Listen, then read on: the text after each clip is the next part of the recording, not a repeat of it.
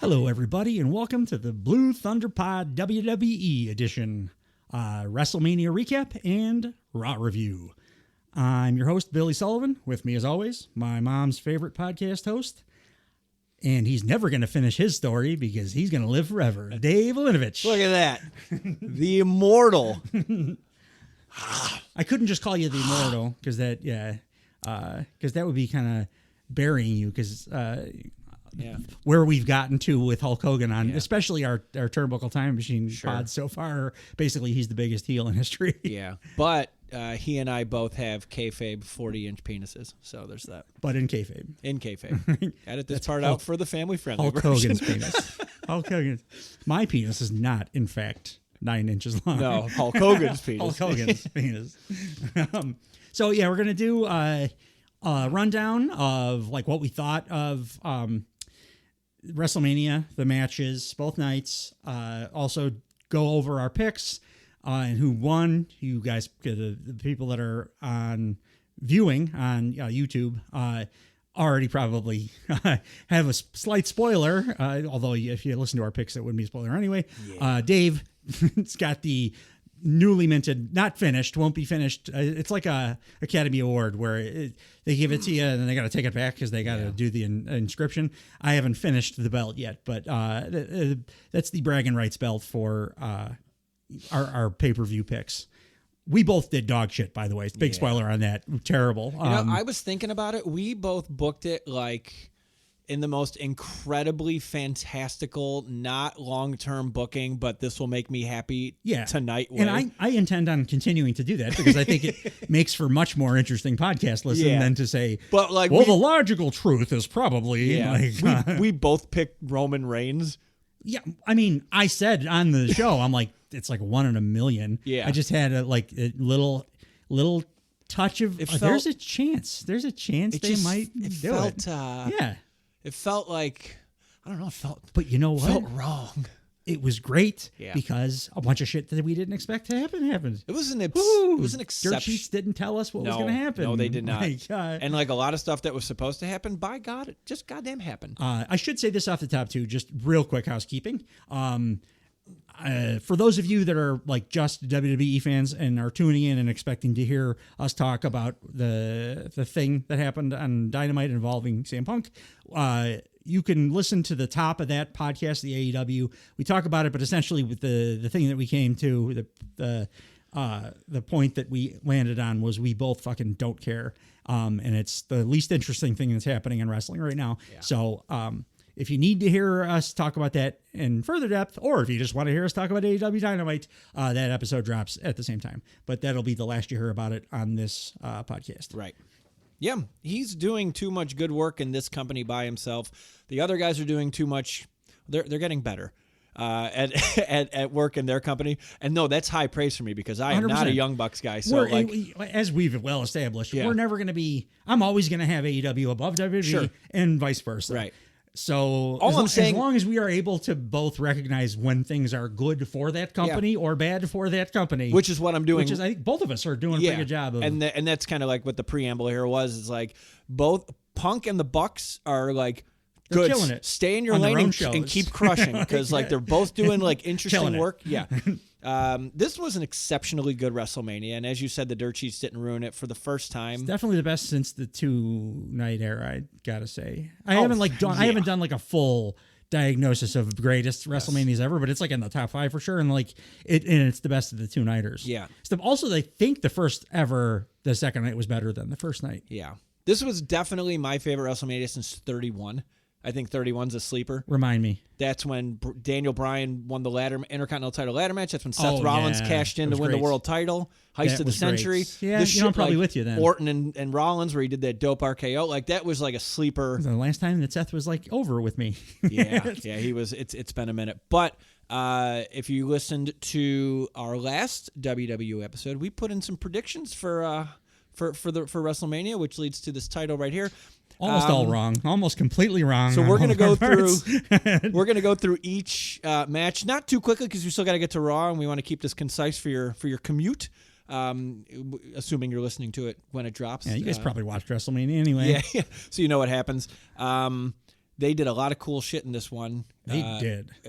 First and foremost, I don't know if you were aware, it is now the Paul Levesque era. They may have mentioned it one or twice. 700 times. I don't blame them. They're trying to distance themselves as much as humanly possible Yeah. from that piece of shit. Yeah.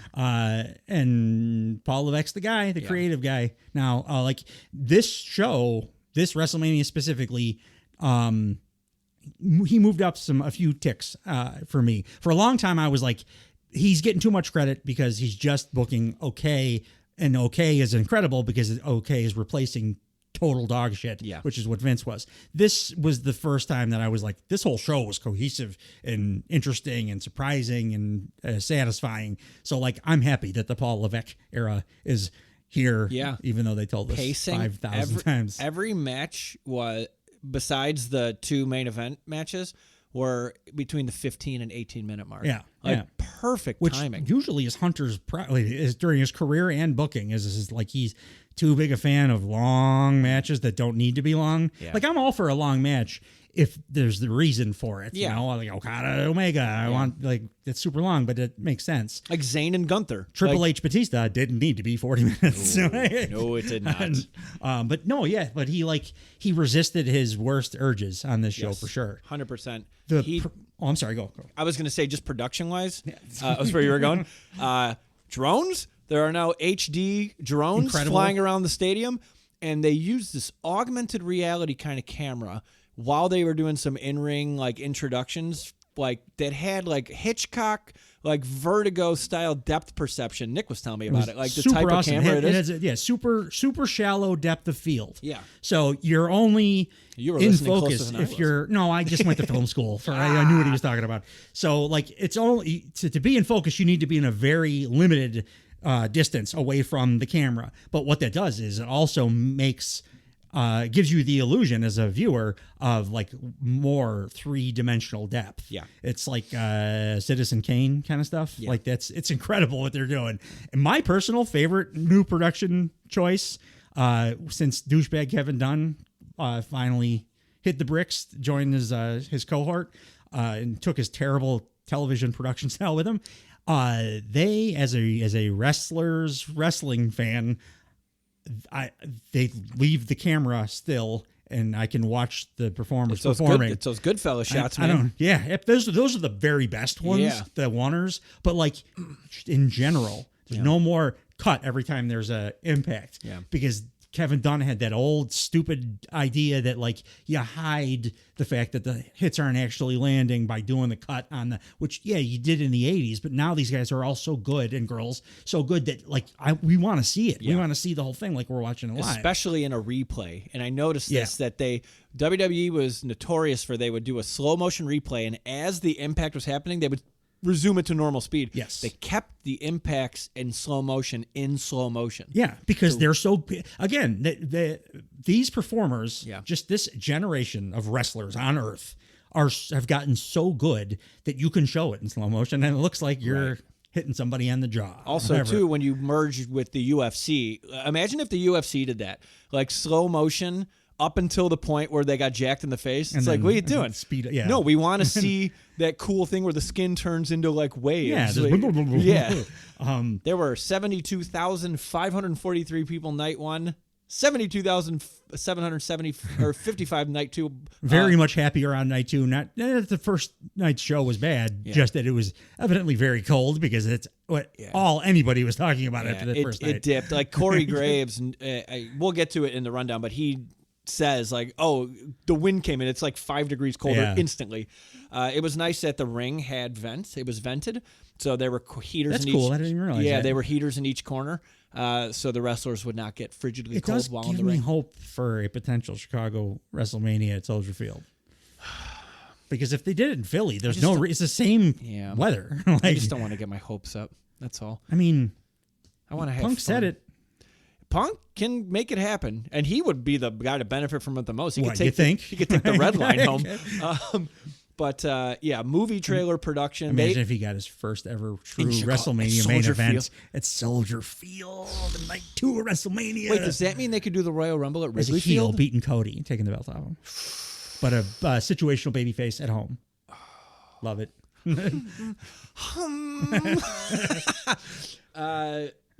Movie trailer to open the show, like a legit ass movie trailer, Yeah. and it was different on night 2. They're like, oh, this is totally different. So they shot 2 completely different, high production, high value things. To They start were the always show. good at the pre-tape stuff, even under Kevin Dunn, because I don't think he was in charge of that. Yeah. But it's just because they gotten weren't better. zooming in and out every time there was an action. He just his job was ruin the live broadcast. Yeah. I cannot stress to you how the difference, because for a you long have, time yeah. it was I got it. physically unwatchable. I know. For me. I watch it too. Like, gave me headaches, made me feel nervous. Now every time I watch a WWE show, especially something like this where they're pulling all the stops, there's like 5 or 6 things, and I'm like, oh damn, I've never seen anything like that in a wrestling show before. That's amazing. It makes me very excited for the future. Slow down. That's all. Yeah. Slow down. You're moving too fast. We got a bunch of great performers. Let's see them. Didn't love the stage. Just going to say that right now. You know what? Didn't love the XL. I don't know if I've ever really loved a WrestleMania stage. Loved it last year. I have a weird thing, like my favorite, it's nostalgia for sure, but like my favorite WrestleMania, the ones that pop into my head that give me the warmest feelings 17 are inside. They're smaller venues. They're before they started doing like 13 where it just had like the arenas cardboard before stadiums. Yeah. Well, no, just arenas instead of stadiums. like the garden. Like the Garden would be a good example. Yeah. Like those stages always to me look better. I generally like, I maybe change it on this too though, because both All In and this I thought looked great. Usually I'm like, I don't like the way they look or sound outside. Yeah. The way that both those shows looked and sounded, that was a big improvement over what I had remembered, like big outdoor stuff looking like. Yeah. So. Yeah, no strong feelings on the stage for me. Yeah, I have some. Didn't love it. It's just like I like symmetry. Yeah, and I like God bless my nephew, because I was going on and on about symmetry, and he's like, "What the hell does that mean?" and I'm like, "All right, listen. So this side matches this side." And he's like, "Can we please just watch the wrestling? Like, why are you harping so much?" I just kept high-fiving him. Yeah.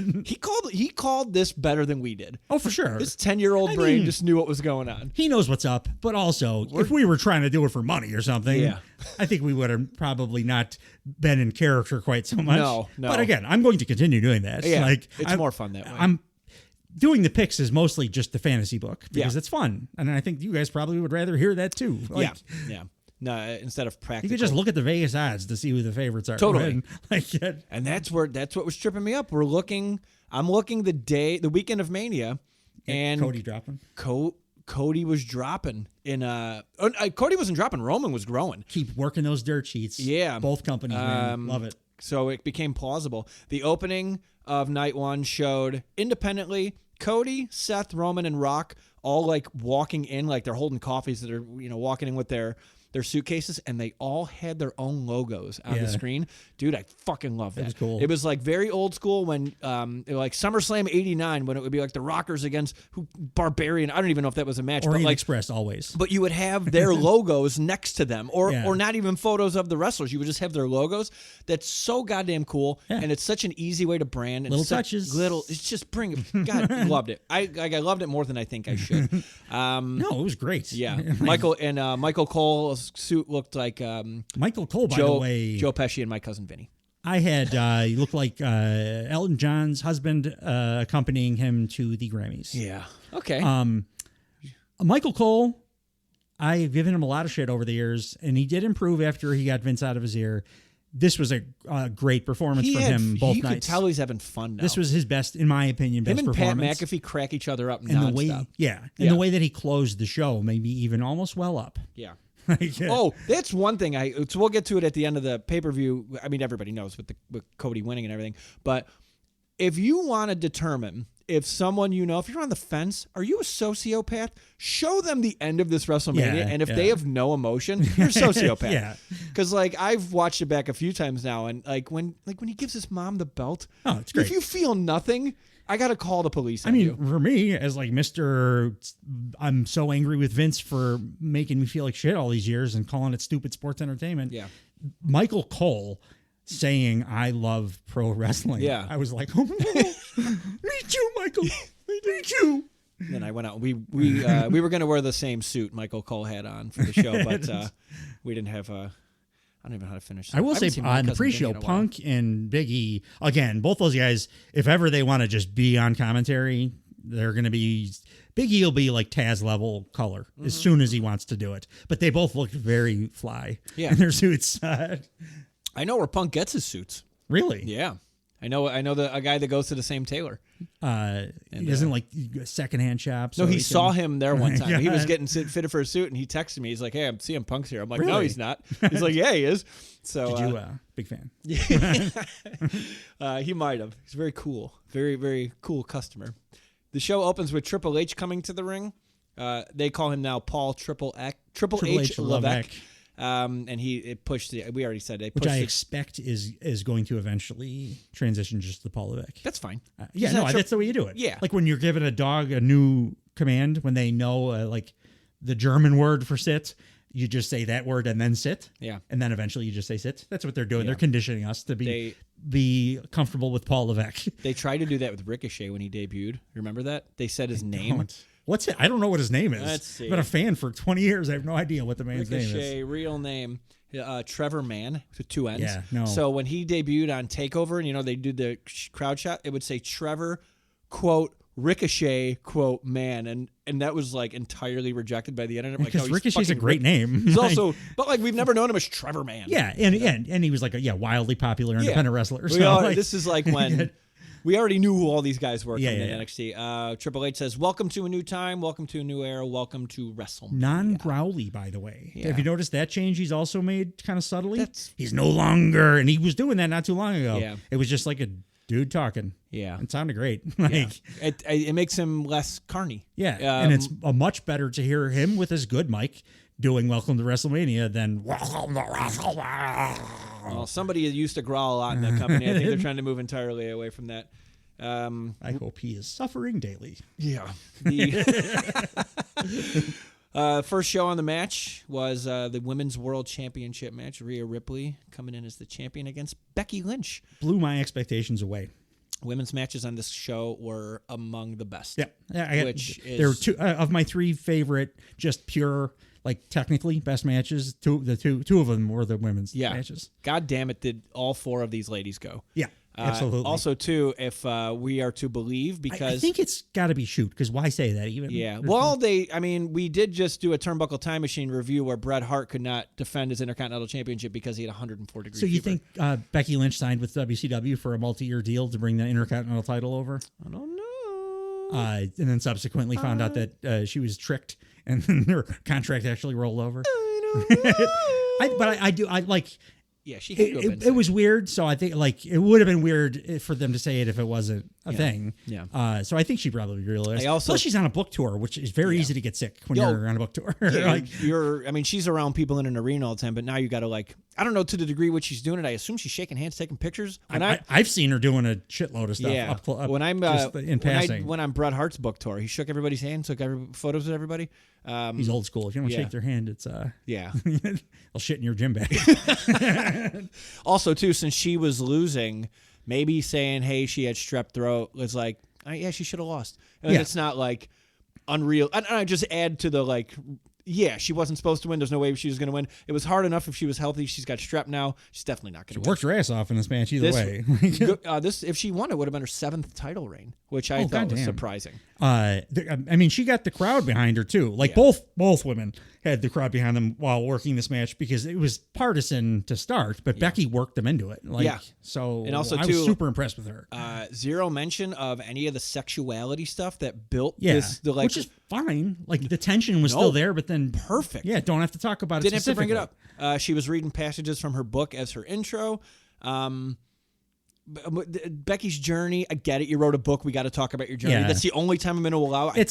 She's in the middle of an autobiographical book tour. Yeah. So 102 didn't love her gear. Is my only. No, but she changes her gear all the time. Yeah. And those poor ladies cannot find fishnets that do not rip apart. No, I know. They all tear.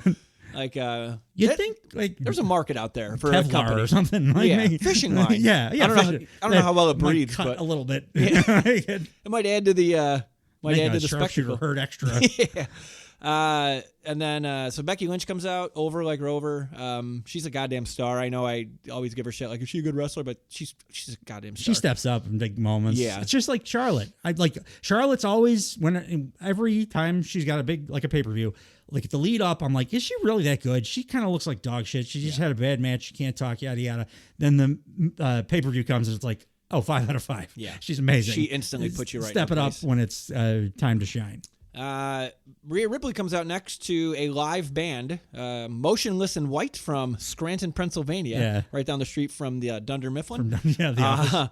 The singer looked like 2023 Rhea Ripley, which made absolutely. me laugh. And WWE still has not figured out after all these years how to properly mic a live band. No, it's always terrible. His vocal was super hot, and the band was just inaudible. Actually, AEW's done it. There's usually dog shit too with it, but they've done a couple that were pretty okay. Yeah, they had Rancid. Yeah, but that's the one we were talking about. The greatest one. But they were mic'd pretty well too. Yeah. Like they sounded pretty decent. I tell you what, the last time I could think of WWE doing it correctly is when Limp Bizkit played out Undertaker at WrestleMania 19. Oh yeah, that was good. Yeah. I feel like during that era, I forget the name of the band, but the Saliva. Make some noise. The X-Pac guys. They did a few different but they were mic'd up good. Like you could hear it. The greatest rendition of Lemmy, was he good? Was he mic'd properly? I can't remember.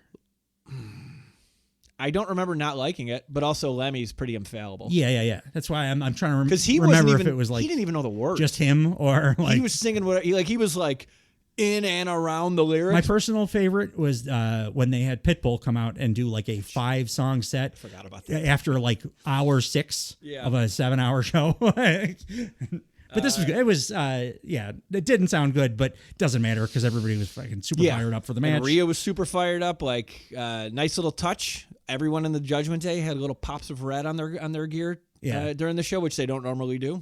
Have you seen the Rhea was tweeting about this? The Damian Priest nickname that she loves so much, and he said he's gonna maybe adopt it. Bisexual Undertaker. Oh, Drew McIntyre said it. Did he? On Raw, oh, okay. I missed it. He said he was going to adopt it and actually start using. Why not? He looks like a Hellraiser character. Like he's got the crazy eyeliner and the big dreads. He just looks like, I don't know, bisexual Undertaker. Yeah, exactly. It's right on.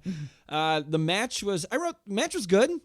They worked good together. I didn't think they worked exceptionally well together. They didn't have incredible chemistry, but they worked their butts off in the match. So it made it, and like, it's hard to have a real, true, like the kind of banger I'm looking for in front of that many people in a big outdoor. It's hard. Like it was hard at All In. It's just hard to do that. Right. Like, and they came pretty damn close. It was great. It was good. I don't say it was great, but very entertaining. I would say it was very good. Great considering the circumstances. Yeah. Especially if Becky really was sick because he couldn't tell. Yeah. Super physical. And then, Rhea won clean as a whistle. Yeah. I got that wrong. Dave got it right. I got it right. So that is, I'm just going to start keeping track here. So I figured book tour would trump all. I was incorrect. So D and S. 1 for D. I mean, yeah. You already got the belt, but yeah, but I want you to see me tally it up in real time. Okay. Yeah, that's what best I could do. It's not going to change how I book from there or predict. No, going forward. But I got this. I already got the tallies going. I got to finish. Fine. I follow through. Yeah. Stick to the bit. Yeah. Tag team title ladder match was next. The fucking Judgment Day. And do we have to say who was in this? Like everybody? The fucking Judgment Day. Now I have to bleep myself twice for our friend. I will be putting on it. Well, you'll know this, but I'm going to be doing a family-friendly version of all our WWE podcasts since WWE has so many kid fans. And for Mason specifically, buddy. Hey, babe. Fuck. That's actually easy. I can just... The tag team, 6-pack tag team ladder match. By the way, we found out, because I didn't watch SmackDown because I felt it was pointless because WrestleMania was the next like 2 day. seconds away. Yeah. I don't know if they mentioned this on SmackDown, but the tag team titles were separated. No idea. No. And like we had picked one team, and then we're like, oh, there's definitely going to be 2 teams that win. And then they mentioned that the draft is happening, so it all. And I gave you the victory here, even though it wasn't. Who's that? Truth? Yeah. Yeah. but like neither one of us got it really. Can I get totally right? half credit? You just get credit. You beat me anyway. Yeah, Like, I don't know if I got anything right. I think Roman. Yeah. A-Town Down under, which was Austin Theory and Grayson Waller. The Awesome Truth, which is Miz and R-Truth. Judgment Day, Finn Balor and Damian Priest. DIY, Johnny Gargano, Tommaso Ciampa. The New Day, Kofi Kingston, Xavier Woods. New Catch Republic, which is Pete Dunne and Tyler Bate. That was the ladder match. Yeah. It was a ladder match. I thought it was my only complaint. It was a solid match. My only complaint was it's a little disjointed having the way that the finish finished. I love the finish. Yeah. But that kind of finish, it's hard to do with. You got this like hard hitting ladder match, and the expectation for ladder matches on pay-per-views is like Kevin Owens, they're trying to kill each other kind of thing, and then you had the kind of funny R-Truth win. Yeah, and it felt a little like didn't match up. This was a lot of comedy, especially since like DIY were like they're cosplaying as Triple H and Shawn Michaels, and they did the super kick and like fairy tale ending, which is his version. It's a better pedigree. Yeah. So yeah, it was there was not a lot of like holy shit spot. JD McDonough, who was not in the match, had the biggest holy shit spot. And I would have rather, like, if Truth's getting his win, which he did, who won the other one? I can't remember. The A-Town Down Under. A-Town Down Under, yeah. With the ass boys without the good wrestling. Yeah.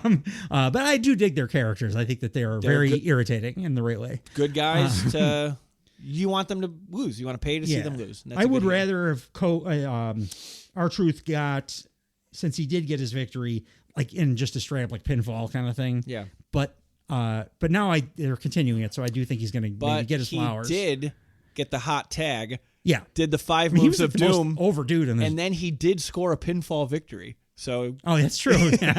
He did count. Who did he do it to? Wasn't The Miz, was it? His own. I wrote that he did it. I didn't write who he did it to. No, he was not to The Miz.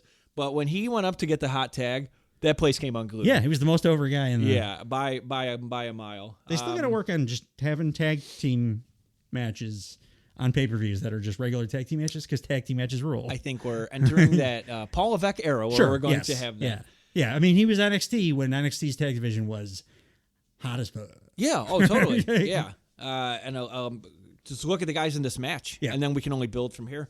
The spot I was mentioning, JD McDonough was trying to help Finn Balor up. So the SmackDown titles, as Sullivan had said already, was A-Town Down Under got the SmackDown tag team titles. So the bulk of the match was who's going to win the Raw tag team titles, and Balor's trying to climb. And he's a little hurt. JD McDonough's trying to help him up. New Day pushes the ladder over. They get Balor off, and then they push it. So McDonough falls from on the ladder in the ring to a table outside the ring. Yeah, I don't know how the hell they protect themselves from shit like that. But like I never understand in ladder matches. No, like that's one of the few stip matches that I think just pure in ring WWE does better than AEW is the ladder matches, and they do all shit all the time. Where I'm like I don't know how you don't. They gotta kill be on yourself. Beta blockers. Kevin Owens should have killed himself 50 times doing ladder matches on pay-per-views. Absolutely. By the way, 2K24, first time they've gotten ladder matches right on a video game. It's not like impossible or frustrating. You can actually do it. The game's perfect. It's incredible. It's a perfect game. There was a fun little spot where the ladder broke, like it bent by the feet, and Damian Priest was trying to climb it, and one of the refs was like grabbing his leg. Yeah. And like, hey, the ladder's broken. So they had to get bladder's broken. I'm pissing all over the place. Is that what I said? Bladder. The bladder's broken. Due to my excitement, I didn't want to go to the bathroom for this pay-per-view. It's like Grandpa Simpson in the back of the car when we went to Safari. A lot of Simpsons today. Tune into AEW for more Simpsons references.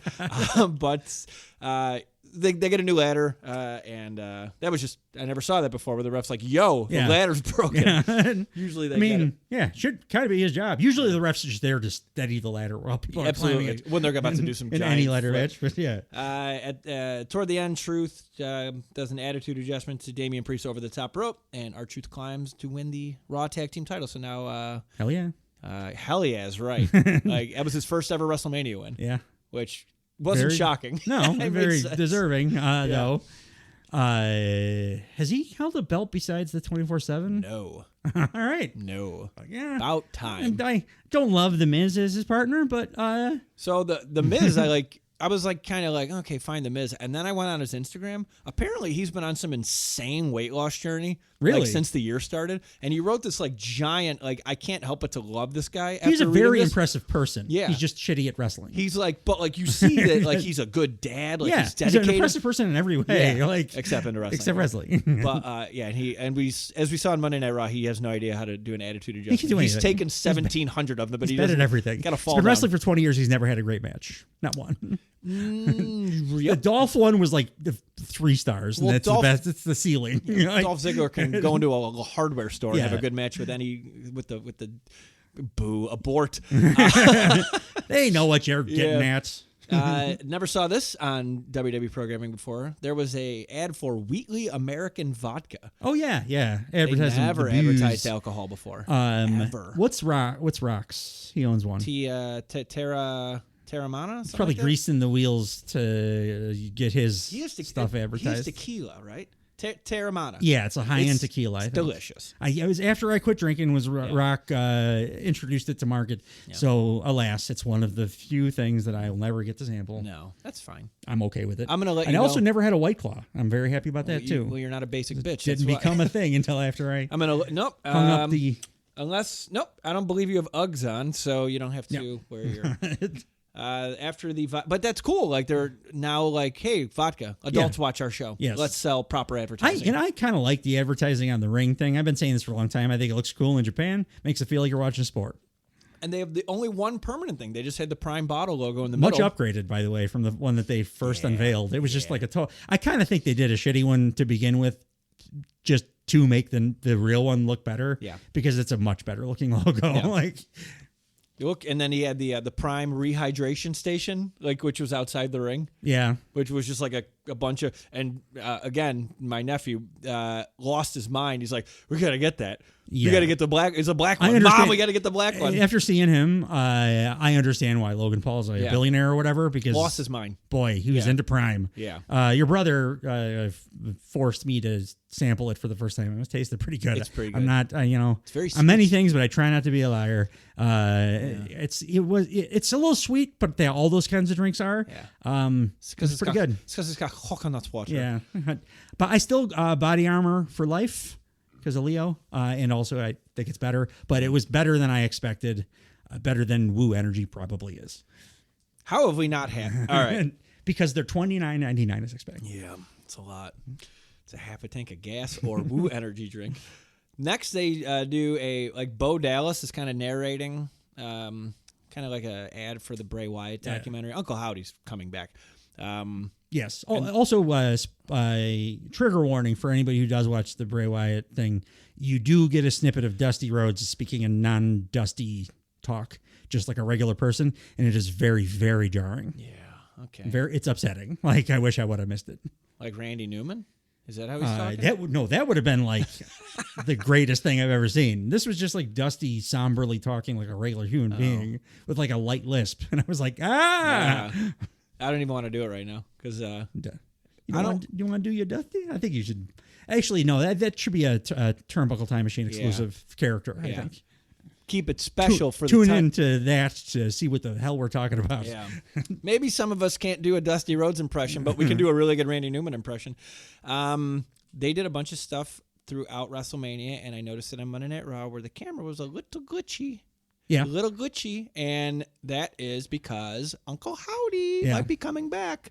So they're keeping... Yeah, they intimated it on the... Like, I noticed during Sami Zayn's entrance, I'm like, why is the camera so shoddy? Yeah. Which, like, the beautiful I cameras. was a Bo Dallas guy back in the day, too. Yes. So I'm stoked that he's, like... Yeah, me too. Been off TV for way too long. He did well with everything they gave him. Yeah. The Bo Lee thing was good, and then when he's B team, like they got over. It was a trash gimmick, and he got it over. Yeah. Like, who did you have for the tag? You had the New Day, right? So you lost. New Day. That's 2. So 2 for me. No for you. yes. You're I'm not giving sure me- if I got any right. No. The next one is disqualification, though, because a different performer was in the match. This should have been so good, Yeah. and it was so meh. Yeah. You just had keep talking about the tag match, right? Yeah. Yeah.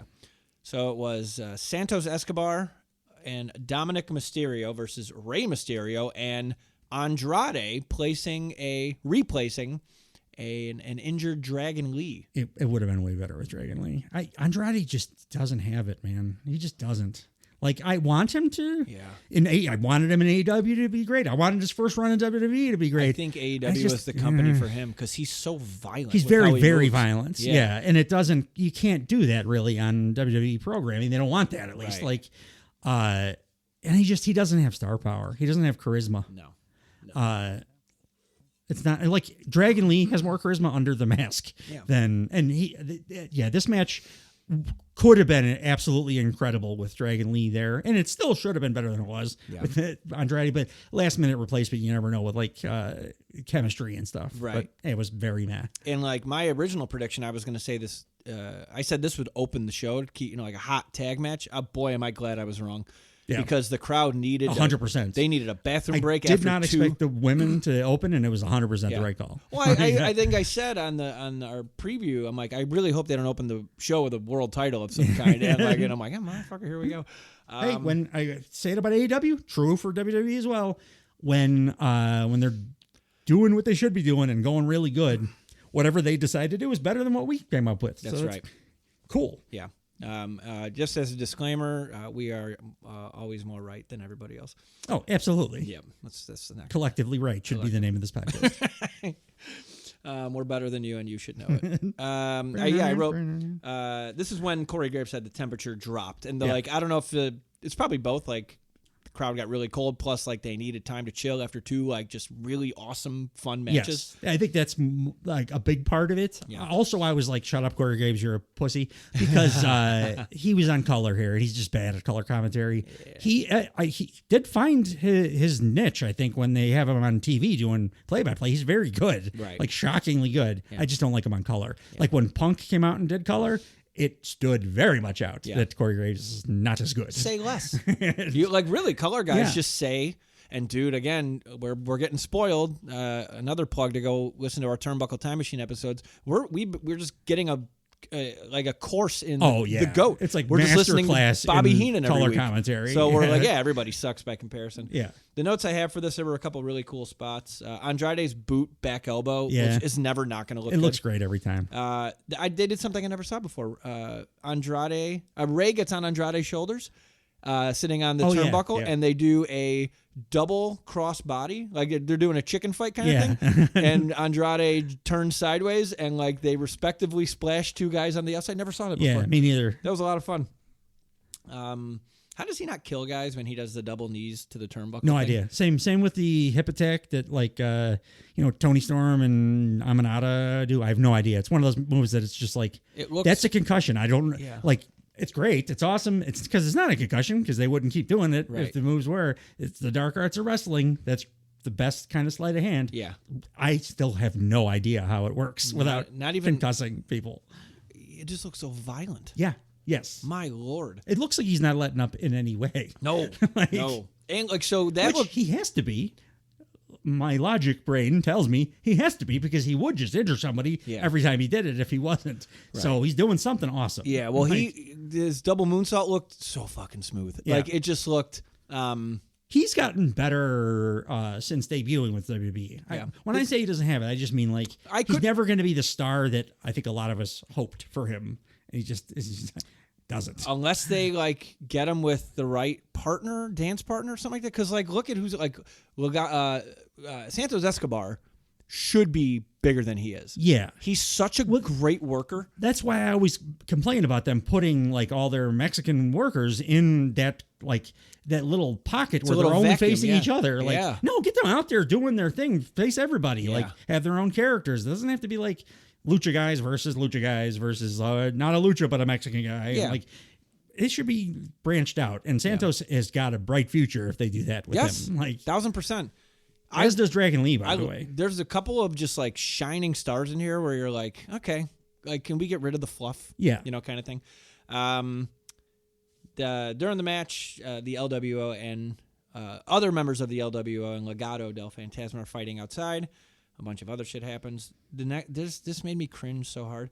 So Joaquin Wilde does this thing where he gets like slingshotted off the ropes and does like a epically far splash, but like he was like throwing his arms up trying to get people to react to it. It's like, dude, just do the move. Yeah. Just do the. It would be like if Austin was about to do the stunner and he's like, "Hey, everybody, about to do the stunner." like a little turnbuckle time machine. Jericho-esque. Come on, baby. Yes. Boo. It never. When you scream and be like, "Come on!" Like no pros do that. Yeah, They just don't. You're being try-hardy. Yeah, it looked awesome, but he was just way too excited about it, and it diluted it. And yes, I am giving him negative points for being excited about wrestling. Yeah, Because I want you to fight. I want to be the one that's excited about what you do, not you. Absolutely. Yeah. I mean, we are criticizing a wrestling show. Yeah. And overwhelmingly positive for this show too. So it's okay to we got to nitpick the show. It's true. That is true. This is one of the rare downs of the show. And I think it would have been a huge up if there would not have been I had a said injury, but did I hear visa issues or something too? Yeah. That's the real reason. Freaking Roosh and Dragon Lee always. I love them both, but they both have visa issues all the time. They got to get new lawyers, man. Yeah. So the finish had two new guys, brand new guys in green, Eagle green, Philadelphia Eagles green, Rey Mysterio masks, jumped the guardrail and they attack Dominic outside and they throw him in the ring. Santos Escobar is also attacked by Rey, which allows him to do it's just wild how everybody ends up laying on the middle rope in Rey Mysterio matches. And no other match ever. Never happened in a Shawn Michaels match once. A double 619, which pops both of them up. And what's it called though? It was FTR, by the way, in their triple gimmick. Oh, they had it the too? Masked Men. Oh, God. Can you imagine if that was FTR that came out? Oh, my God. The place would melt. So what's his finisher called now? The Message? Andrade's worst finish? I don't know. It's not good. No, his like hammerlock. It's not terrible, but his hammerlock DDT was like legitimately it terrifying. Like he was killing people with it, which is kind of his it's thing. Like the better version of the Moxley McFoley DDT. Like it more pins your hand. That's probably why they can't do it in WWE because it is a lot riskier and they're more careful about stuff like that. Fine. Yeah, and then Rey splashes and pins Santos Escobar. Also, that back elbow should just be his finisher. Yes! Because it should have always in AEW, and it's incredible. Yeah. And it sounds cool and it looks cool and it's legitimately like if I got it's the Judas effect. It's the better Judas effect. Yeah, but cool spots in the match, just a little disjointed. Yeah, not as awesome as it would have been if Dragon Lee. Also, too, like credit, like if we're gonna give him some points here, if this was supposed to be Dragon Lee since Monday and then they find out let's say that's why I'm giving it some grace because it's the they last probably minute. Yeah, absolutely. The two guys under the masks are Philadelphia Eagles, Jason Kelsey and Lane Johnson. Yeah, Jason Kelsey looking very much just like a dude. Yeah, everybody outside of the Philadelphia area gave zero fucks because they didn't know who the fuck these guys were. I knew who Jason Kelsey was because he's dating his brother's dating Taylor Swift. He is also going to be a Hall of Fame center, just retired, but he's a center. He's a fucking offensive lineman. So if it wasn't for Taylor Swift, probably wouldn't know what he looked like. I just know his name. Right. But I was like, oh, Jason Kelsey. Yeah. What do you know? I couldn't have cared less. Fine. Yeah. If it was going to be in a match, fine. This is the one to do it in. Whatever. Do you have anything else in this match? No. Like I said, good, decent spots, just a little disjointed, but I chalk it mostly up to a last second change. Yeah. Tough Enough's coming back. Oh yeah. It's not called Tough Enough. It's called WWE Next Gen. Yeah. Which I loved Tough Enough. God damn it, did I love Tough Enough. I'm so excited this is coming back. However, that means we're going to have to hear more origin stories about how hard it was for people to get there. Oh, yeah, even longer, cheesier ones. Oh, my too. God. I don't need a Shakespearean monologue from everyone that wrestles about why they're wrestling. And hopefully we don't get any Velveteen Dreams out of this version. Absolutely not. Can you imagine if every major league pitcher before the game started, you would have to hear how hard their life was to get. Lord. Right? Yeah. Ugh. Or even because it would be much worse stories, they're NBA players. Yeah. The number of dudes that are coming out of poverty from there. Or life stories. How many pro athletes are from boxers? Shit. Boxers are sending money back to their home to keep their families and ugh. I mean, I'm not ing the story. I'm just ing. No, you're ing. Yeah, fuck those people. They shouldn't help their families. Those pricks. Fuck them. You get here. That's your bread. Yeah. You eat your own bread. You don't send God bread loves home. you more. That's why you're successful. So you're insulting God by giving your money away. So there's new Tough Enough. And I would have much rather watched Tough Enough than the next match. Yeah. It's interesting what they're doing with Jade Cargill, which is exactly the same thing AEW did with Jade Cargill. Yeah. Both on this and Raw. I was like, oh, you didn't change her in any way. No. Like same music. Same music, same moveset, same like outfit. Exactly the same.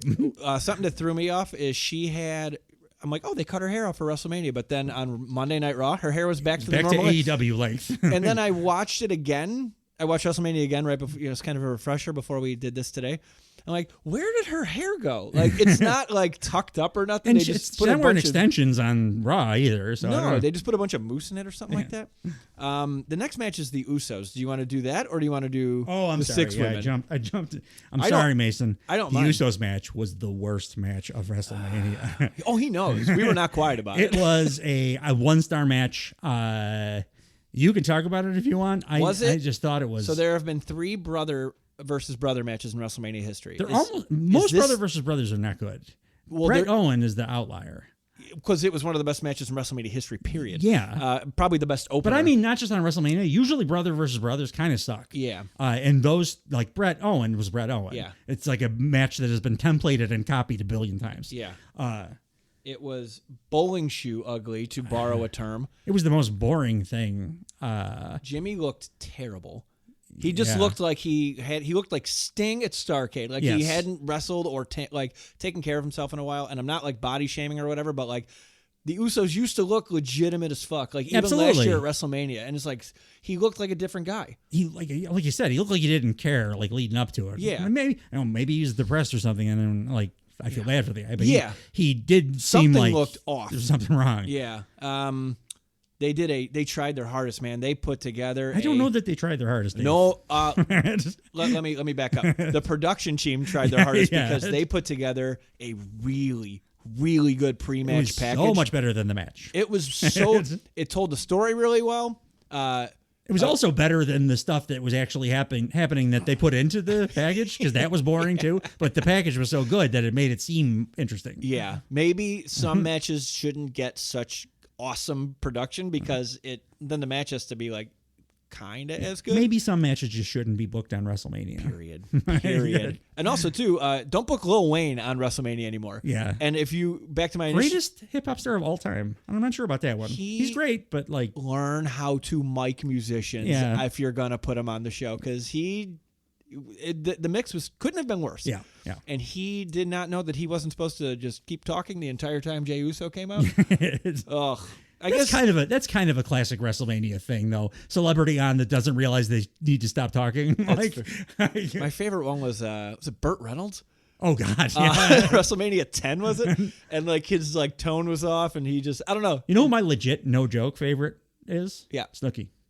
Why is that? Because she outperformed what everybody expected by such wild margins. Yeah. That like she was pretty good, but like everybody thought it was going to be a joke, and then she was able to like perform some stuff in the ring, and it was like, oh my God, like 4'1" joke of a person, Snooki. Yeah. Is like talented, and she's worked on this a little bit, so I loved it. Like that doesn't even come up. No, I know. You saying that is the first time I thought about it, probably since she did it. I have heard like here and there people mention like, oh yeah, she outperformed, but like it was really impressive when it happened. Like I have to go. Maybe on a future Turnbuckle Time Machine, we will go back and look at Snooki. Once we're done with the Heyman's. After Heyman's. What did I say? Heyman. They're both great talkers. Yeah. Want to do Heyman next? Like as manager, I'll do as owner of the company. Yeah. You can do 40 straight ECWs. I don't know if anybody will enjoy it, but I'll have fun. Yeah. This was one of the worst matches I've ever seen in my entire life. They were trying to do some kind of a story. I just remember thinking why they keep repeating a thing. I don't remember what it was. Yeah. They were repeating a thing over and over and over again as a story beat, and I was like, am I stuck in a time loop? This is taking forever. It was bad. I've been sitting here since before time started. Yeah. I don't know. Maybe Jay's motivated because he's been pushed to the moon on Raw, and Jimmy has just been doing nothing forever. Yeah. So like I don't know, career trajectory. Jimmy's been killing it on house shows, if the footage I've seen is to be believed. Yeah. But he certainly seems like he cares a lot more on the house shows than he did in this. It was bad. I don't even know how it ended. Jay won. I don't know how he won, but Jade won. Yeah, evidently. So is that? So I wrote Solo was going to interfere. I said Jimmy was going to win. So I do not get a point for that. You get a point for that, right? You got that one. I believe so. Yes. Yeah. So we're 3-1, 3-1, 3-1. That might have been my only win. Next we have and I get why I want to talk about this match more than I want to talk about Usos match. It was Naomi, Bianca Belair, and Jade Cargill versus Asuka, Kairi Sane, and Dakota Kai representing Damage Control. Jesus Christ, does everyone in this match like Naomi looked slightly out of place, and she's good, and she's very good, and like that's just how Bianca Belair. I mean, Jade, like we said, Jade does the Jade stuff. It was a showcase match. Yeah, it was just to get her Jade on a WrestleMania. She looked good. She just looked exactly the same as she did in AEW. Yeah, and if they're just gonna have her squashing people, totally fine. Yeah, like I think that's, run back the gimmick. That's what they're doing. Yeah, I'm just a little surprised by, especially after Raw. I'm just a little surprised by like how, because they sent her to the Performance Center or whatever. I'm like, what did you do? Ever watch tape of her own matches? Because she's exactly the same. Well, maybe, but it worked very well in AEW. Maybe once we get acclimated to it, she'll start like how when John Cena started doing like backpack stunners, and we're like, oh, that's a new thing. Maybe she's gonna break new shit out like in a month. On the fly in a month. Why send her to the Performance Center in the first place? Because like if she's gonna come out, just doing exactly the same. Maybe just saving her for WrestleMania. Even performance-wise, it's the same. Yeah, like she poses the same. It's and it's Jade Cargill, who's super impressive. Yeah. So it's still cool. Yeah. It was just surprising how it's like, it's like when I put an AEW wrestler in 2K24. Yeah. That's what it feels like. Yeah. I mean, if it's not broke, don't fix it. Maybe they learned from Goldberg. I did say, like, a lot of us believed that Jade Cargill was more of a WWE person in AEW and she belonged there. So, she was. So they just took it and put it there. That's fine. It's fine. Keep it simple, stupid. It fits. Their entrance was one of the most extravagant ones of the entire show. They were on, like, a giant pedestal, and they all did their poses. Naomi had a big hat on, but that was her pose. Raiden. Yeah. It was very Raiden-esque. And then they all got off, and then like it lowered, but like it was cool. They were backlit, they were like silhouettes, like you could tell what it was. And they got lowered down, and then they individually got their entrances. And then Damage Control just had the super like Japanese entrance where it's a bunch of geisha girls with fans, and then they came out from there. I didn't really remember that one. So was it not as... They were just like fanning, and then like the camera got really close to the fans so you couldn't see them. Yeah, that's right. And then like they came out. Everyone... Yeah, the match was... It was so fast. It was an 8-minute, 5 seconds match, but like it was super fun. Barn burner, yeah. Yeah, super fun. I really liked during... Because Bianca Belair was the last one to get introduced for the entire match, and so her music was playing. And when she was coming to the ring, you saw Asuka and Kairi Sane just like dancing in the ring. They were just having a nice time. I mean, it is kind of a catchy Yeah. Diddy, her song. I want to see her go on a monster heel run. Is she? She's so impressive. Is she the best women wrestler on planet Earth? She's in the conversation. She's so goddamn good. Yes, she is. At everything. Yeah. Everything. It's like, I don't know, maybe in Stardom or whatever, and like, but she's amazing. I like the she has her entrance down. She has her signature stuff. Like she always had the athleticism, but the in between that we talk about, she's like her built that up. Not that this match didn't need a ton of in between because it's 8 minutes long, but like, she's got it all together now. That's why I want to see her like again. I know she was on the top of the mountain for a long time, but I want to see her do that as a heel now because that would be a legitimate. Can you imagine her and Jade turning heel? Oh yeah, and just factioning up. Absolutely. Yes. And then give me like a slightly tweaked character, Tiffany Stratton, maybe going babyface. Yeah. So I get my Tiffany Stratton and Bianca Belair match. I mean, we were talking about it not too long ago. Like they're having a big division of super athletic women. Yeah. But then you got like smaller women, like all the other side of this too. There's a bunch of awesome wrestlers as well. Dakota Kai is getting better noticeably week over week. Yeah, Jesus she Christ. wasn't a great wrestler like NXT days, and she doesn't have really bad matches now. No, she had charisma her entire career, but like the work was not quite there. And now, like, my lord, can you put her at the top No, of the division. she can go. And then you have Asuka and Kairi Sane, who are just a gift to watch. Yeah. They're so much fun to watch.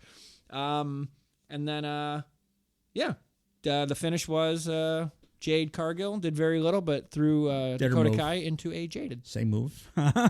Same move? Same move as AEW. And then also, I've been tempted to look at the Twitter comments since you've mentioned like how simpy they are. Mm-hmm. Jade Cargill had very little clothing on for this, and I'm like, oh, Twitter's got to be on fire right now. It was interesting. It was pretty interesting. Yeah, not a good look for wrestling. Not the best of us are the ones that are commenting. Same ones that are arguing a lot over the CM Punk Young Bucks thing. That level of person ogling Jade are the Cargill. same ones talking about Jade Cargill's pin on Twitter. Yeah. Well, super fun. Super fun is not going to do a goddamn WrestleMania classic. My favorite match of the show. Yeah. One of my favorite WrestleMania matches ever. I think my favorite call from Samantha Irvin also, by the way, super MVP throughout this both nights of WrestleMania. They actually let her, as a very wise move, they had her doing the usually she's outside the ring doing the ring announcing. They had her come in so you could see her face, and that helped with the emotionality. And it led a ton into the finish of this match. Gunther. They do that more every time they say it on Raw too this week. It's less of a word. It's Sami Zayn for the Intercontinental Championship. I love Sami Zayn's one of my all-time favorite wrestlers. I should have thought this is going to be incredible because it's Sami. Yeah, I love him. He probably my second favorite wrestler in the company after KO. Yeah, it's convenient. It was unbelievable. Yeah, they telegraphed the shit out of it. Less convenient and more. They both wrestled the style that came out of PWG, which I enjoy. Oh, I'm just saying that your two favorite wrestlers are like they're boys in real life. Yeah. They telegraphed it big time because it starts with Sami is backstage with his wife and his son. Awesome, loved it. And his wife's a great actor, by the way. She usually they put the spouse out there, and it's like, oh, you don't know, it seems like they're not actually concerned or whatever. Yeah. She was like performing. Yeah, and she said, or he said, keep him backstage. I don't want him to see what's about to happen. Zayn and they did not do a jump cut once. This is one long ass take. They start backstage, more on the production level. Yeah. The best oneer of the show, for sure. Yeah, and then for sure, yes, probably all weekend. Yeah. And then they show him talking to his wife and his son, and then he starts walking, and he walks by Chad Gable. And he's kind of saying, like, hey, Chad, come out with me. And Gable's like, nah, you need to go out by yourself. You got this. And then Zayn says he owes him a favor. Yeah. And then he keeps walking. Still no camera cut. Very clearly the Rocky illusion that, you owe me a favor. Yeah. Remember, you owe me a favor after this. They straight up said during the match, it's Rocky IV. It's like Rocky IV. Like, did you get in the pre-show the CM Punk reference? Yes. They're like, Rocky IV? He's like, I don't know. I'm not familiar with the Rocky movies. Taking a shot at Moxley. Yeah. Still, same shot. He walks down the impossibly long rampway that gets you to the stage because it's such a giant stage. It's looking like the nerves are building up inside him the whole time because Sammy's a great actor. The only thing they were missing is the dun dun. Like that WWF used to do. He walks by. He walks through Gorilla, right before Gorilla, and Kevin Owens is standing there. Huge pop. Yeah. Kevin Owens just shoves him. Great. And they hug. Oh my! Paying off. This is rewarding wrestling fans for paying attention. Like, these guys are boys. They hug. And then Zayn's song. This song is more over than half the roster. Yeah, I mean, as well it should be. Yeah, it's so great. Much fun. When they first, because I was like, please, when Sammy was starting to get big in that last year's build, and when I wanted him to win the belt, and he finally kind of coming around, becoming a full-on face, even in behavior, I'm like, when he comes out for the match, they need Worlds Apart back. Yeah, please, please, please. I didn't think they were gonna do it, and then when they did, I was one of those moments where oh, they did it! They actually did the thing. It's incredible. It's babyface music. It's so good. And then Imperium comes out there at the top of the ramp, and everyone in Imperium minus Gunther are wearing just black suits. They look cool as fuck. Gunther comes down alone, so everyone's at the ring alone. This is when they make the Rocky IV analogy. And then the bell rang, and then holy shit. Yeah. It was so good. I mean, there's only a couple of specific moves that I want to talk about, but so the story of the match was like a back and forth to begin, but once Gunther got the upper hand, he just did not let go of it, and was decimating Sammy, hitting him with everything. Yeah. We've seen Gunther use 6 different moves as finishers, did them every one of them, but Sammy kept just barely kicking out, yeah. And just the actually kind of Japanese fighting spirit thing that Sammy probably got back in his El Generico days. His wife outside John with Gunther the whole time. First, my husband's gonna kick your ass kind of way, and then as it settled in that Gunther's just destroying Sammy, and a realization came upon her. It was very well performed. Oh no, I just hope he's okay, kind of thing. And he taunted the shit out of her. Oh, he did nonstop. Very the most heelish I've seen Gunther, I think, in his career. Probably also the most aloof we've seen him in his career. Which fit for the story. The story was told so well. His arrogance and trying to rub it in Sami Zayn's wife's face. Look what I'm doing to your husband. It's ultimately why he lost. 100%. Yeah. Because he didn't realize who was on commentary. One person on commentary was and Gunther, he knows he has it in the bag. Did he actually pick Sammy up for one of them, for one of the pinfalls, or was it all kickouts? Great question. I think he may have picked him up for one. Great but question. Anyway, he's jaw-jacking with Sammy's wife, and one of the announcers is oh, Gunther just knows he's got this in the bag because he's got him so decimated. They were calling for throwing the towel because somebody stopped this. Sammy's not going to give up, but he's going to get hurt, kind of thing. I don't know, Bill. But then one of the other announcers is but look what's happening right now. And behind Gunther, Sammy's firing up, old school babyface, getting his crowd powered fire up going. Yeah. It was awesome. And I think it was only a couple of moves after the fire up, right? It was Haluva kick. Awesome brainbuster spot. Haluva kick. The one move I wanted to mention is not brainbuster, Dave. It's El Generico only special. Excuse me. Brainbuster. the top rope. I can't believe they let him do this in WWE. The one that Takeshita does in honor of El Generico. Oh, he did it to Ospreay. Yeah, we tried. He missed it. Yeah. But he's done it before. It's because El Generico was his first opponent ever. But Sammy has not done that move in WWE because they wouldn't let him. Did you hear the crowd when he was getting up there? Oh, yeah. They it wasn't hey, big high spot is coming. It was a bunch of nerds that paid thousands of dollars. Yeah. Holy shit, he's about to do. Exactly. Yeah. When I saw it, I'm what the fuck? How did that happen on WWE television? Yeah. He's been in the company a long time. It was a different feeling entirely. And watching it live, I'm oh, okay, wait. I saw some people oh, it was a botch or something. I'm no, that was the goddamn brainbuster. Yeah, it was very perfectly landed too. He hits that, and then another Haluva kick. Which is still one of my favorite moves of all time. Yep. Haluva kick. It's so just real. I don't know. Best finishers just also look Takeshita uses super authentic. Call it a hell of a kick. Yeah. But, he just got to put a mask on at this point. Might as well. You might as well. It is. It's not a theft. It is a he's my hero kind of thing. So it's all right. Yeah. And then Sammy wins the Intercontinental Championship, which I initially did not want. I didn't even pick him. I picked Gunther to win. Me neither. I didn't really even want it, even though Sammy's one of my all-time favorites. Yeah. But by the end of this match, I sure wanted it because they worked my ass into it. I'm okay with it now because Gunther gets some time off. Let us and remember then when that he comes he's special. back, he can be in the title, top title contention. I think he's going after Cody when they go to Berlin. That would be a wonderful. Makes sense. Just give it enough time. That should be a real feud, a serious one. Well, it's in the summer, so I don't know. Yeah, but we don't know. It's the Paul Levesque era. That's true. We just watched a show that didn't disappoint really. Right. And that hasn't happened in 30 years. Right.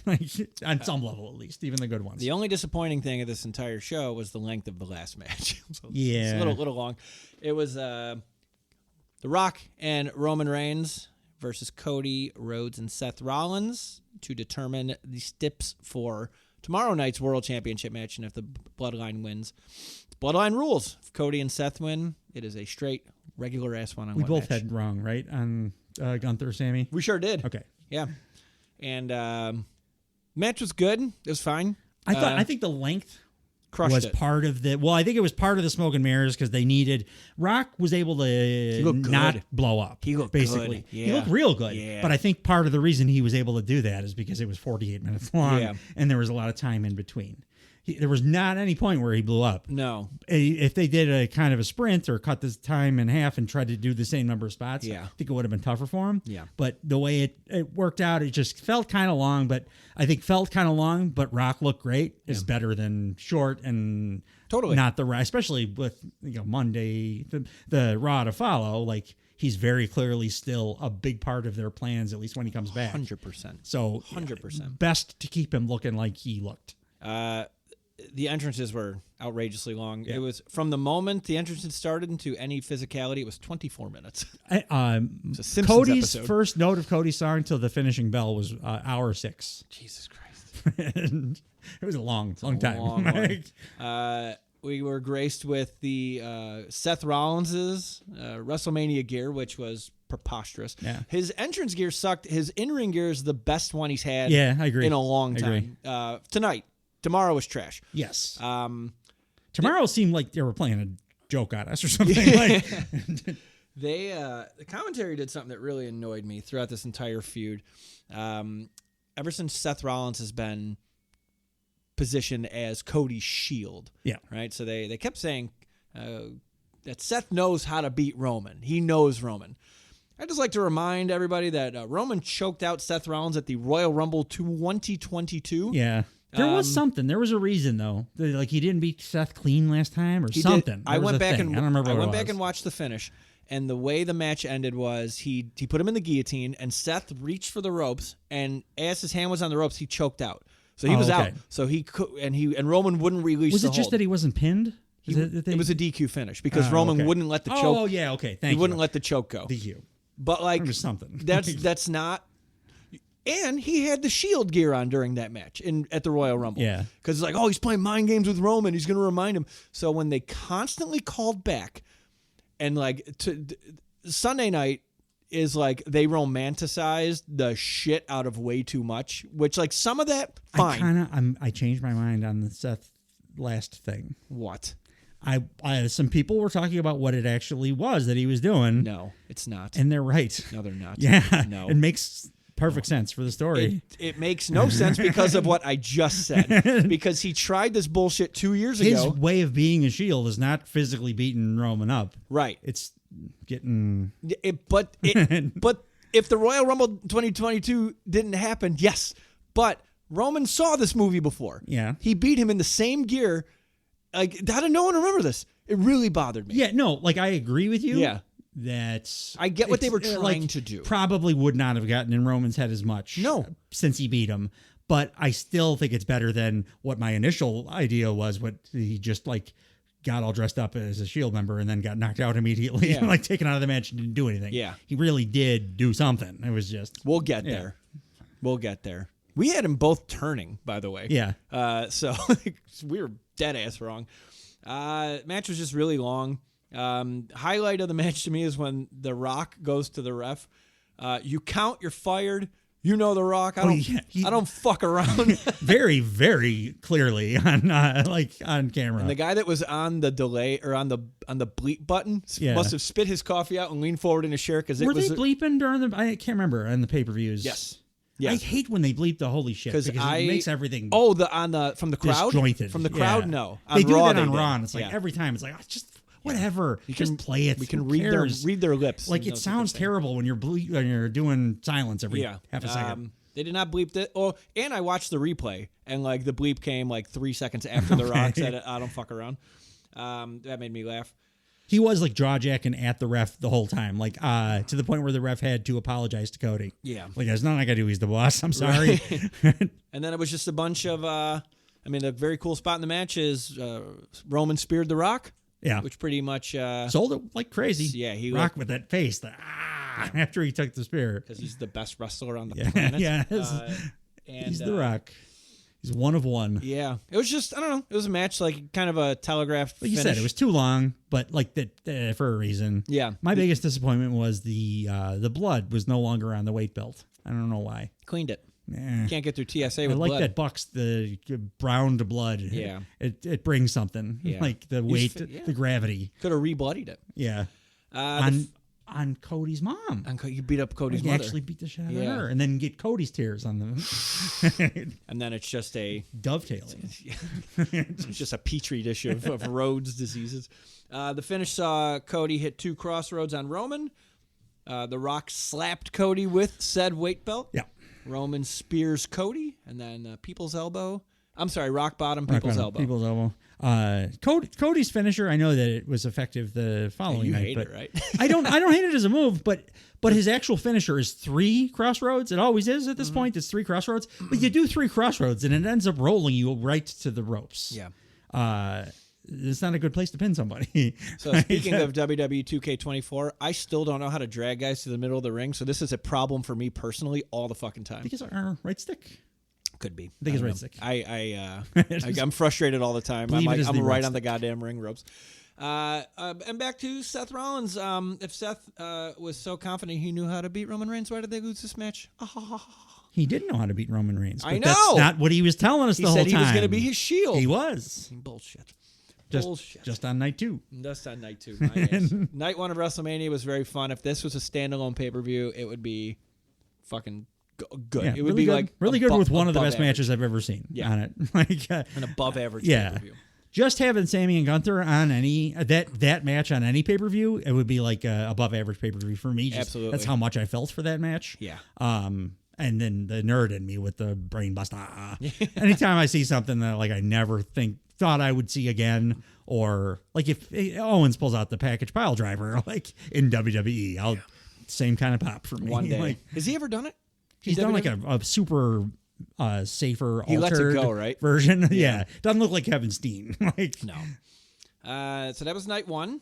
We're good. We're good with night 1. Solid. The crowd was not as awesome, but again, it was 40 degrees, so like in Philly. Yeah. Like, it's got to be windy too. You're plus all the they're way up pricks because it's Philly. there. Yeah. We don't fight about it. Night 2 opened with Stephanie McMahon. Huge pop for Stephanie McMahon. She looks healthy. Like it's good for her that her piece of shit criminal father is no longer able to be around her. Absolutely. Might help. Yeah. Things. She recounts when she sat at the entrance for WrestleMania 1, and she's been a part of every single WrestleMania ever since, which is a fun fact. Yeah. And she's most proud of WrestleMania 40 because it's the first WrestleMania of the Paul Levesque era. Paul Levesque era. And then she gives the crowd a, "Are you ready?" Yeah. No, I said, "Are you ready?" She didn't say I wonder if they'll suck it. start calling her Stephanie Levesque at some point. Steph Levesque. Steph Levesque. Yeah. To just get rid of that name altogether. Yeah. I'm good with that. Yeah. It was so cool to see her. Yeah. It was almost like, I think that had to be super cathartic for her. I've heard that she's like cool and the people like working with her and stuff, but I was always like, who knows? That may be, but the fact that she is back, like, kind of tells me that she probably is very liked and like a cool person. And now that you mentioned it, she did look super happy and light and relaxed. Like, okay, life does go on. Yeah, now. the Okay. weight is off of me. The weight is off of somebody else, of Seth Rollins in particular, because the next match. Holy cannoli! The start of night 2. Yeah. Did we say that yet? I don't know. If This is the start of night 2. Yeah. Which much warmer, so the warmer. crowd like immediately is just more into it. Bulldozing into because it. the weather was much nicer.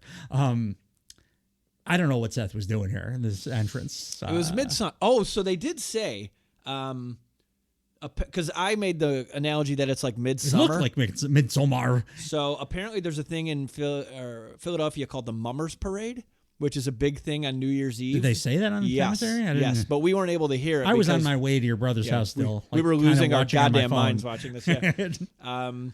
And that is how you dress up for the Mummers Parade. Okay. So it fits because his whole character is I'm not a character. I just wear stupid outfits. Correct. So it fit. Correct. And apparently they had about 1,000 people dancing in equally stupid outfits. Yeah. And he wears floods in this match, Yeah. which is, I don't know, very Millhouse of him.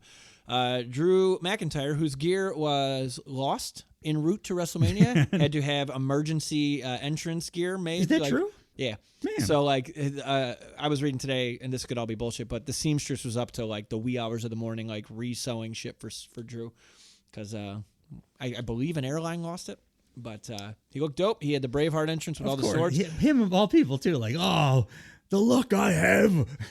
He came out to Scotland the Brave. Yeah. And Punk goes, this is sacrilege. Oh, yeah, Punk on commentary. Yeah. Like, I don't know when blowing the other two out of the water. By the way. I just wanted to keep him on commentary for the rest of the show. The replay did not show him coming out. I don't know when he came out. Yeah, no, I don't think. I mean, They showed him on TV when we were watching it live. But like the replay didn't have him coming out. Did they do his music and stuff? Yeah.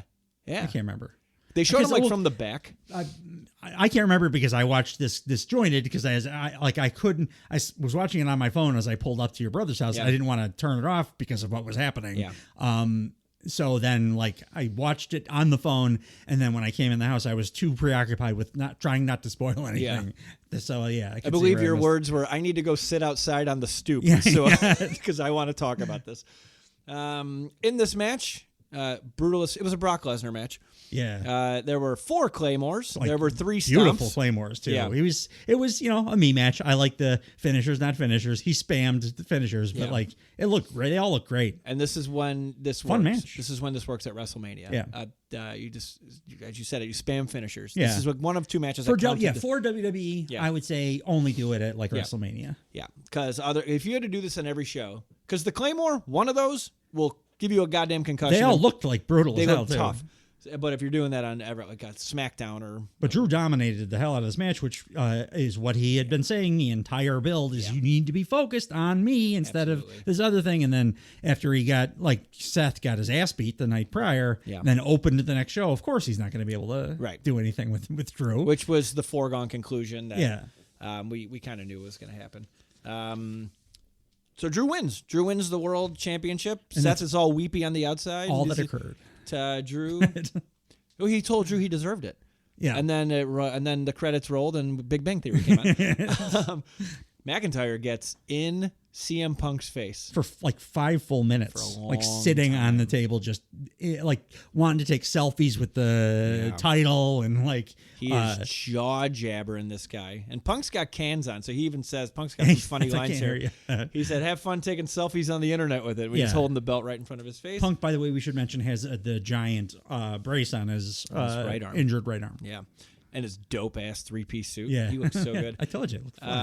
Punk then says, "I want you to know that I can't hear a word you're saying because I have cans on," which is industry talk for headphones. Yeah. And Punk said, "It is your moment. Why are you here? Why are you making it about me?" So this is another example. 2 big heels had to do nothing. They just had to, Gunther did it night 1 and Drew's doing it night 2. If McIntyre just left, still be champion. Yep. Because he's not champion. Because hoisted by his own petard, I believe, is the the phrase. Oh, that was funny.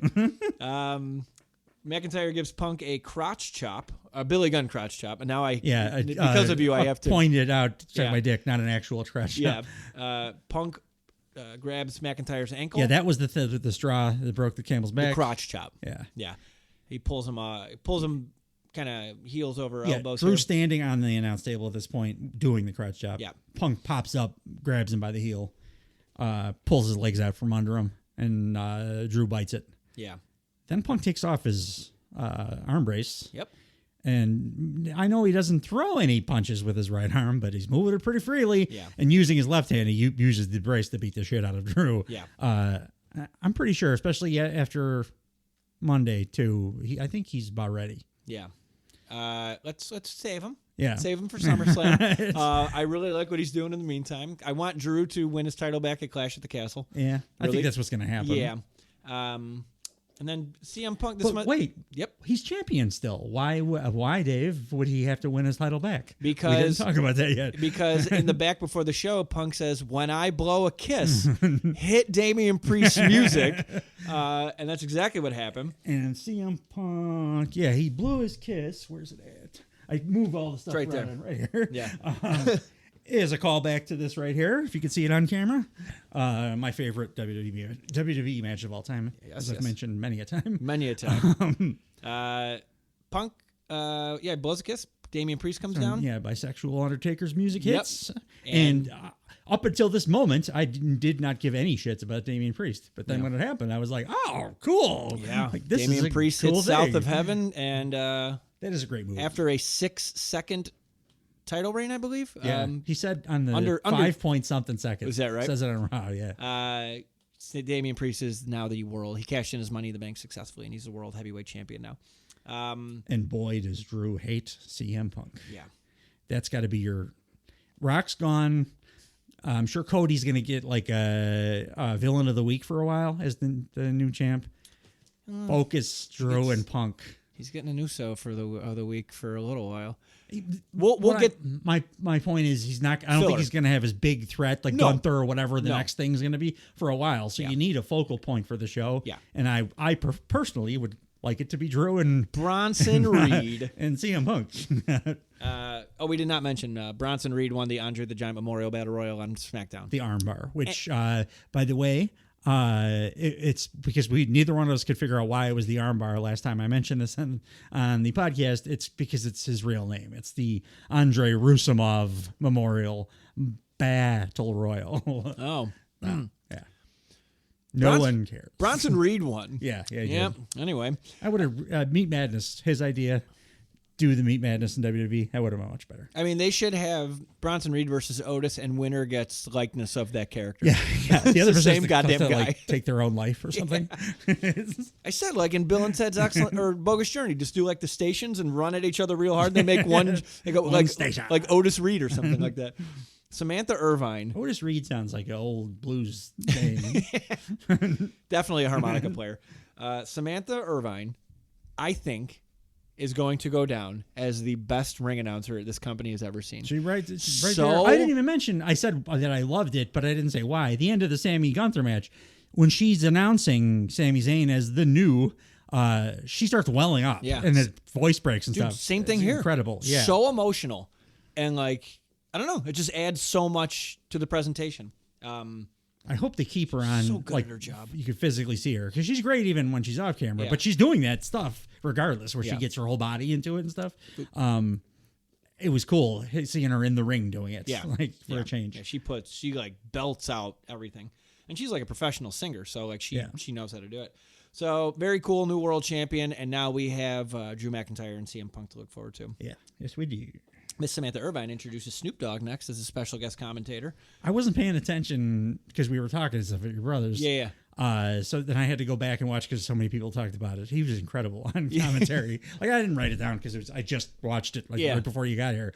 But he's a treasure. Yeah. He's like he's like the great uniter too, because he's been like on AEW, he's been on WWE, he's been on everything. He loves all wrestling. He knows he saved the day last year. He knows like what's going on, so he clearly is watching.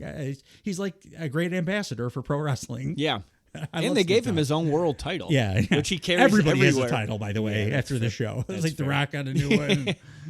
The next, we have the Philadelphia Street Fight. Philadelphia Street Fight. It's the Pride. Yeah. Bobby Lashley and the Street Profits, featuring my favorite wrestler, Angelo Dawkins, versus the Final Testament, which is AOP. Evidently, we're called the Final Testament. The Final Testament, which is AOP and Karrion Kross. Also, Paul Ellering's first ever WrestleMania, which seemed criminal. Really? Yep. Wow. Yep. Took him. That's weird. Yep. Did the LOD not? I don't remember or them. Did he didn't manage them in the? I don't think so. I only remember him from SummerSlam '92. I mean, I remember him from Road Warriors. Yeah, but like nothing WrestleMania. This was like Sabbath Road Warriors. Actually, when they played the song and stuff. Yeah. This match was much better than it had any right to be. And it also featured local hometown legend Bubba Ray Dudley as the special guest referee. Coming out first, just in ref gear, without even there's no shorts. Just like pants and not even the glasses. So it was kind of jarring to see him look all schlubby and not like a Dudley boy. He looked like the newest employee at Staples. Yeah, absolutely. Just just a regular dude. Yeah. Place went nuts because it's Philly and it's EC Dub. Yeah. And then when he put the glasses on later in the match, the place went nuts Yes. too. Like that was his "don't fuck with me" Place move. went Like, nuts. Karrion Kross pushes Bubba Ray at some point, backs him in a corner, and Bubba Ray puts the glasses on. And then he just goes rogue and like sides with the Pride. And he, since he's historically teamed with Devon, he's like, oh yeah, all these black guys are my boys. What was Devon up to? They couldn't give him a call? I don't think he's with the company anymore. I don't know. Like, yeah, that's fair. So is a fair argument. It is WrestleMania and it's in Philly. Snoop Dogg's not with the company. Like, yeah. Well, Lil Wayne has signed a multi-year deal. I don't know, but since Bubba Ray was not there, he directed the Pride to do the "What's Up" thing. So he thinks Devon's a slave because obviously he just carries over to all black people. Oh boy. I mean, he had some rough takes on his podcast over the years. Yeah. But that's the only explanation for why this would have played out this way. Well, maybe Bubba only sees color, so like he can't distinguish between. Like he physically can't see white people. He has no table set up in his house unless Devon comes over. Get the tables because I can't do it myself. I never learned to read. He's had so many soup dishes broken by just dropping them on the floor. He thinks the table's there. But this was a party match is the point. Oh, it was fun. It was totally fun. He counts to 3, and he tells everybody in the Pride to get the tables, and the whole stadium does it. They put Karrion Kross on a table. The table collapses. It doesn't break. Yeah. One of the legs collapses. But they got another table. Yeah, they get another one. I didn't write down the finish. I don't know why. I think the Pride won, right? Yeah, we both got it wrong. Oh, we got it wrong. Right? We said Karrion Kross was going to, but I also didn't know fucking Bubba Ray was going to be in it. So D and S. So nothing for that. Okay, so that was fun. Fun street fight.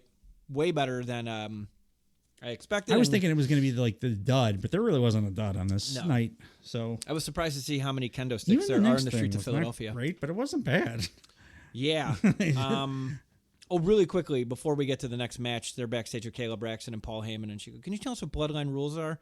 And Heyman says, anything determined by the tribal chief to be Bloodline rules is what Bloodline rules is. He did also say, like, basically no DQ, but like, if we want to do some other rule shit, that too. Yeah, it's just totally up for interpretation. Which is what I have been saying for like the last week, and everybody's like, no, it's just no DQ. I'm like, no, I'm pretty sure that they are being weird about it on purpose because they want to be able to say whatever we say at any given time. Right. Like, and which Heyman was ultimately clarified that much better than he clarified the stipulation that the Undertaker Dudley's match had in Great American Bash 2004.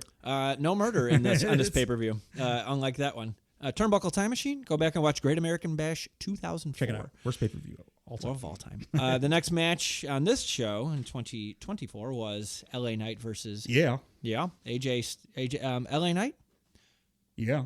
Versus AJ Styles LA Knight. Yeah. 12 minutes, 25 seconds. I haven't been saying how much the time is for these matches, but they're significantly shorter. Not significantly shorter, but like everything was around the 15 to 17 minute mark on shorter night one. Than historically WrestleMania matches. Like the Seth Rollins match, 10.5 minutes. Yeah. The 6-man we just said, 8.5 minutes. This match, 12.5 minutes. Which is what they all should have been. Yeah, because they felt like no dragging or anything like that. AJ Styles has new music. Do we like it? Do we care? I like his old one. Yeah. So, like, it's tough. Yeah. I don't know. Swole AJ is so off-putting to me that I'm not even sure if I could tell you if I liked anything about him or not because it's just so weird. The one thing I do like about him LA Knight sure still is over. They don't really cheer a lot for his moves, but no. Everything else he does, people love. Yeah. Give him a talk show. Yeah. Yeah, I'm done with this.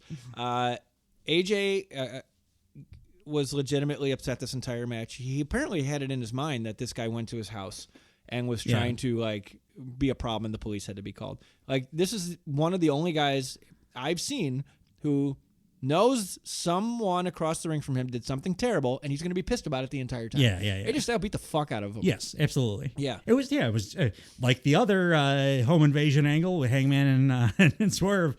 Like we talked about in the other episode, reacting appropriately. So he did. Yeah, and it was like that's more than the in between stuff. That's just knowing your character, knowing your story. That's a veteran ass move right there. I have no other notes on this match. Ring psychology story is what. Yeah. That's what makes him great. Yeah. I have the finish. Do you have anything else? LA Knight, yeah, one with this kind of crappy finisher. BFT, which he lands on his face. Like I still don't get how that hurts the other guy. Not a very good wrestler. No. LA Knight, yeah. Freaking match sucked. He could do a Piper Spit though. Yeah. Something like that. One of those. They're bringing the King of the Ring back. King and Queen of the Ring. You know me. I love it tournaments. Yeah. Here we go. My wrestling tournaments are awesome. Maybe they'll just make it mean something. Like, why not make the King Title of the shot Ring or whatever at SummerSlam, right? Yeah. Like a mid. Yes, do it like the Rumble. Yeah. Make it a title shot. Perfect. Title shot. Or like wait and like, hey, you get a title shot in like October, or like when business is historically down. Yeah. Survivor Series or some shit. Yes. Something. They brought out the Hall of Fame inductees next. First came out the U.S. Express with Barry Windham and Mike Rotunda, both wearing Bray Wyatt shirts. Mm-hmm. Thunderbolt Patterson being pushed up by Gerald Briscoe. Forgot he existed. Yeah, me too. I forgot this happened. I think I was talking to you guys or something at this point. Bull Nakano, we did acknowledge how we did great, talk about Bull she Nakano looks amazing. She looks like a different human being. Yeah, like, she looks amazing. It's like an offensive, like an ex-offensive lineman when they retire and then they lose the 200 pounds that they only had on their body because they needed it to play offensive line. And like you see like Olin Kreutz now and he looks all svelte and like normal. Right. That's how she looked. Not like some guys lose it and it's very off-putting. Tom Thayer got weird looking. Like Kevin Smith is like, I'm still not used to that. Oh, yeah. I mean, his was like had to pretty fast because he had a terrible heart attack. He had the Widowmaker. Yeah. That's a great story. I was like following his YouTube channel the whole time. So like in real time. Yeah, it was nuts. Yeah. Like, Doctors. Nope, we're not going to tell that right now. Wrestling podcast. Next was Leah Maivia being represented by, I believe, The Rock's mom was standing in place. Muhammad Ali. Woo, woo, woo. And then Paul Heyman comes out to these OG ECW music. Not Muhammad Ali. Muhammad Ali. He was inducted. I thought you were saying he was there. I'm like his Force Ghost or something. Yeah, hologram Force Ghost. Yeah. It's Yoda, Darth Vader, and Muhammad Ali. That'd be funny. They should hologram these guys. That'd be... No? No, I made that. I said that during this show. Yeah. Not about this particular one, but there was a couple of different times. Like, just put a hologram out there, like for people that just had have them shadow boxing. Huge ECW chant. When Dusty. I wanted a hologram Dusty. Yeah. That's what I called for. That'd be funny. Dusty. The next match was a banger. Yeah, it was. U.S. title match was Logan Paul versus Randy Orton versus Kevin Owens. This was the longest match, minus the final match of the evening. 17 minutes and 40 seconds. I would say this, along with the ladies for this night, was technically probably the best match. It was so good. Yeah.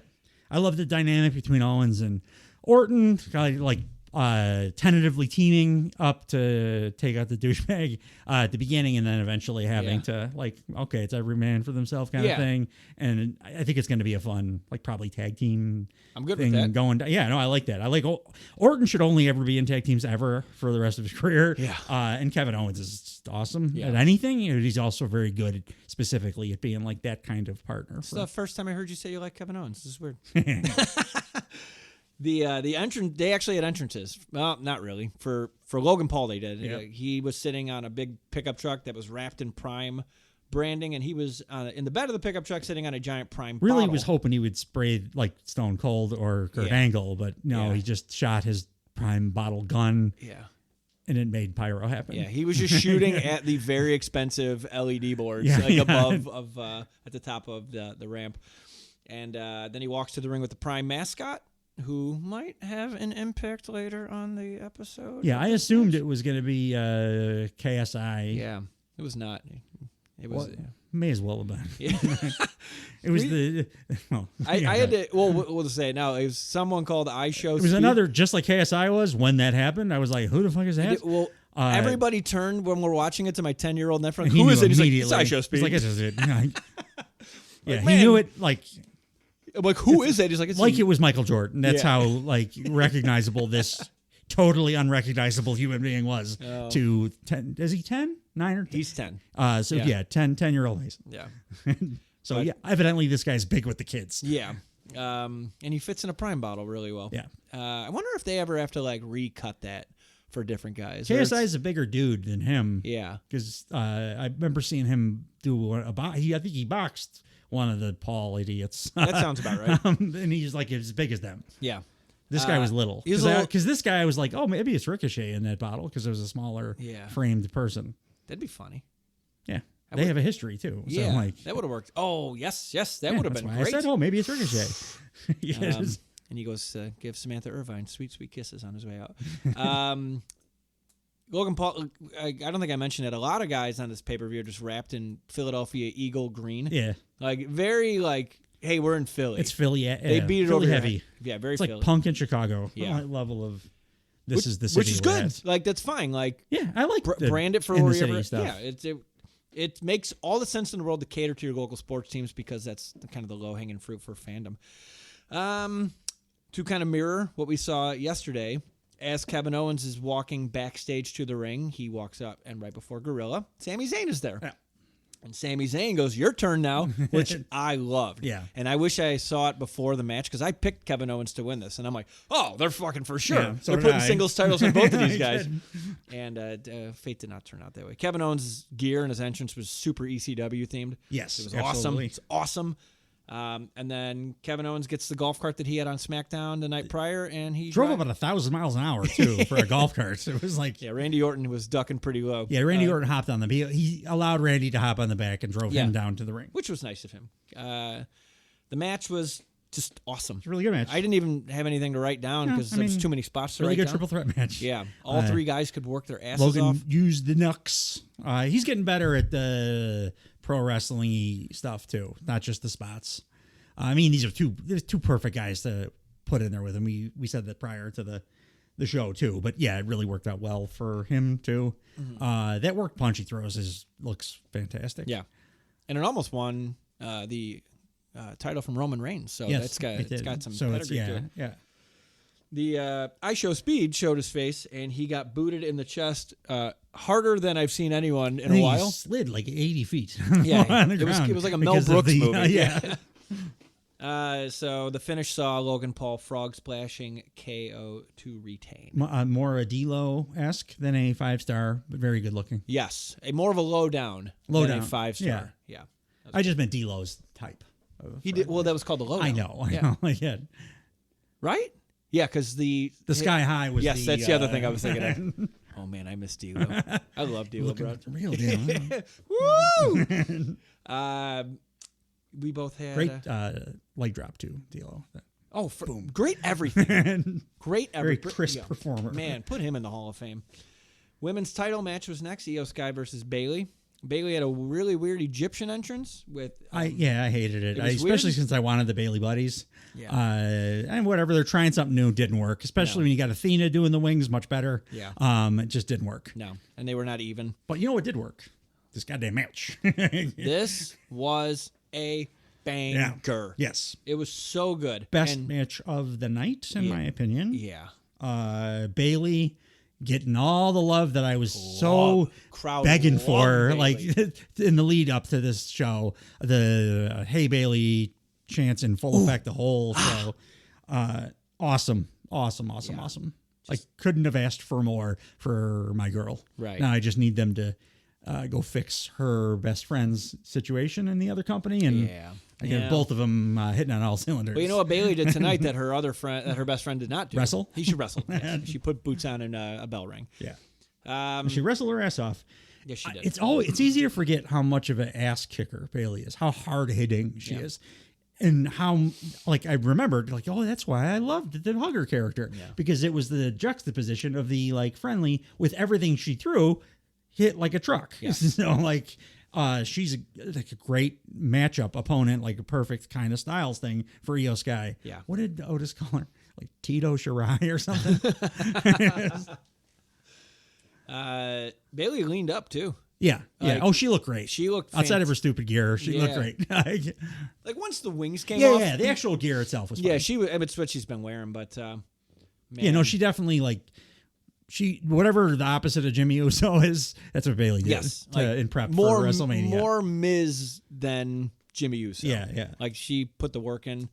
I hope she holds that title for fucking ever. Yeah, me too. I love Bailey. Yeah, me too. Like, dude, I've been every episode for the last 5 weeks. I've been like, give Bailey some love. Jesus, guys, build it. But then she just had the best match of the night. So that's the way to do it, especially for me too. Yeah. Like, I would say if you're gonna watch two matches, I would say watch this one and the one that comes after this. Yeah, I mean, you can't not watch Cody and Roman because they pay off a multi-year story. Yeah, I mean, but this like isolated match with like a traditional wrestling build. This is the one. Yeah, this is the one. It's the best technical match of the night, and like I said, in my top 3 of the show. Yeah, like easily is probably top 2. It's the better of the 2 women's matches. I think Sammy and Gunther's the best match of the entirety, but this is like not that far behind, and it's definitely the next best match. Absolutely, and Bailey wins with the rose plant. Yeah, just go watch it. It was so good. Yeah, great match. And then we had the most overbooked fucking match in the history of wrestling, which was they did it the way that I asked for. Yeah. It was nobody laying a hand on Roman. Let Cody win. A lot of people laid hands on Cody. Oh yeah, but he's a babyface. Yes. That's fine. He's fighting from underneath. Yeah. Roman Reigns versus Cody Rhodes for the whatever they're calling it now because they changed the Universal World Heavyweight Championship. They changed the name on Raw. Undisputed.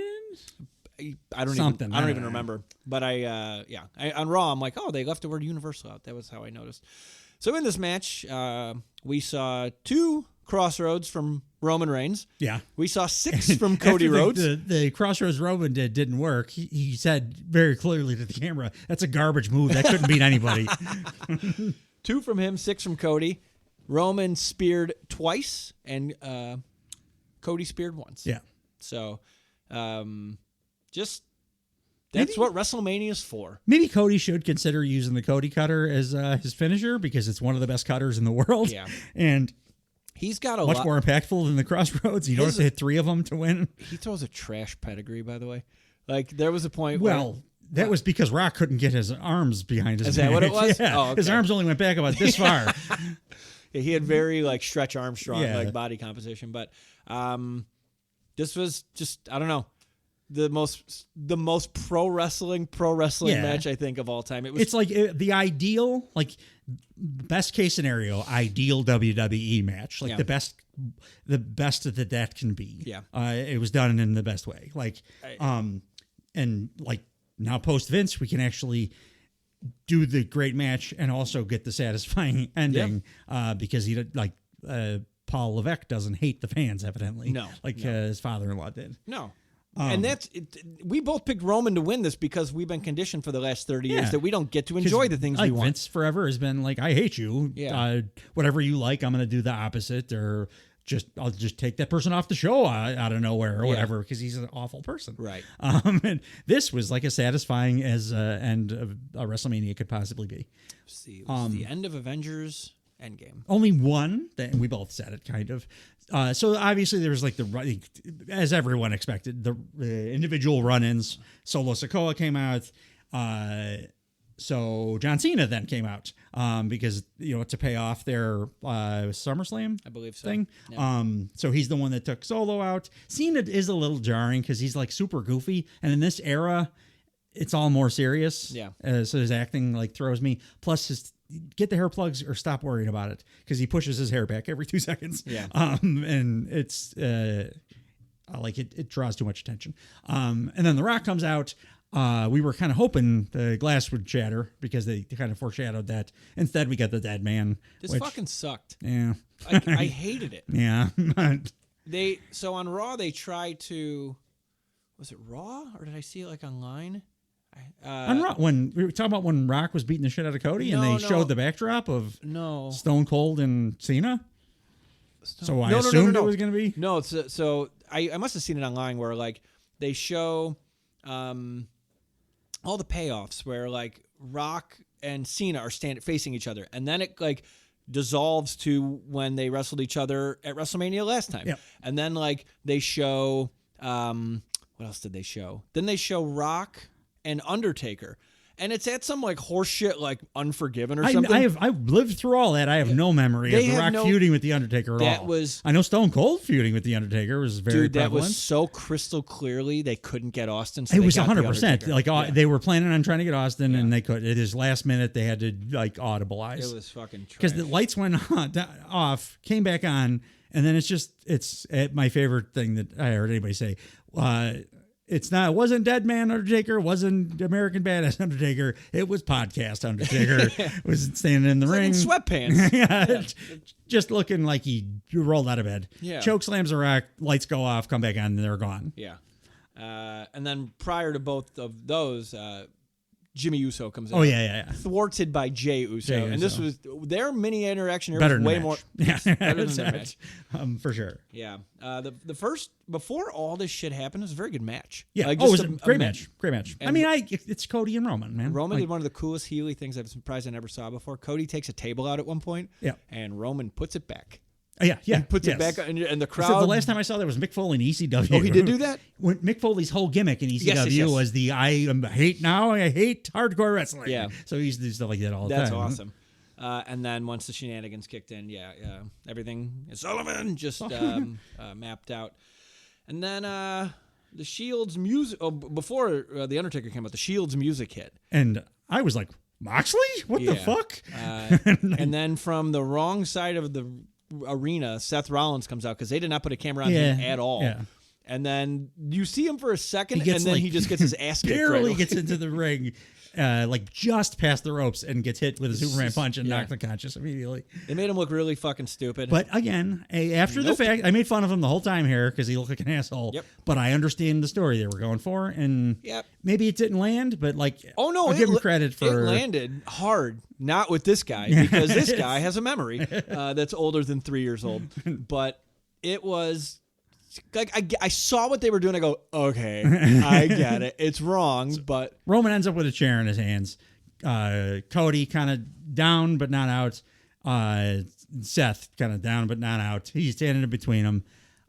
He's got the opportunity to cheat, hit Cody, win the match. Retain, keep doing his reign of terror. But he can't resist the urge to get his revenge on Seth, which is why Seth wore the Shield gear and played the music. Yeah. He knew that it would distract Roman enough that he would come after him, hit Seth, gave Cody the opening and opportunity to win the match, which he did.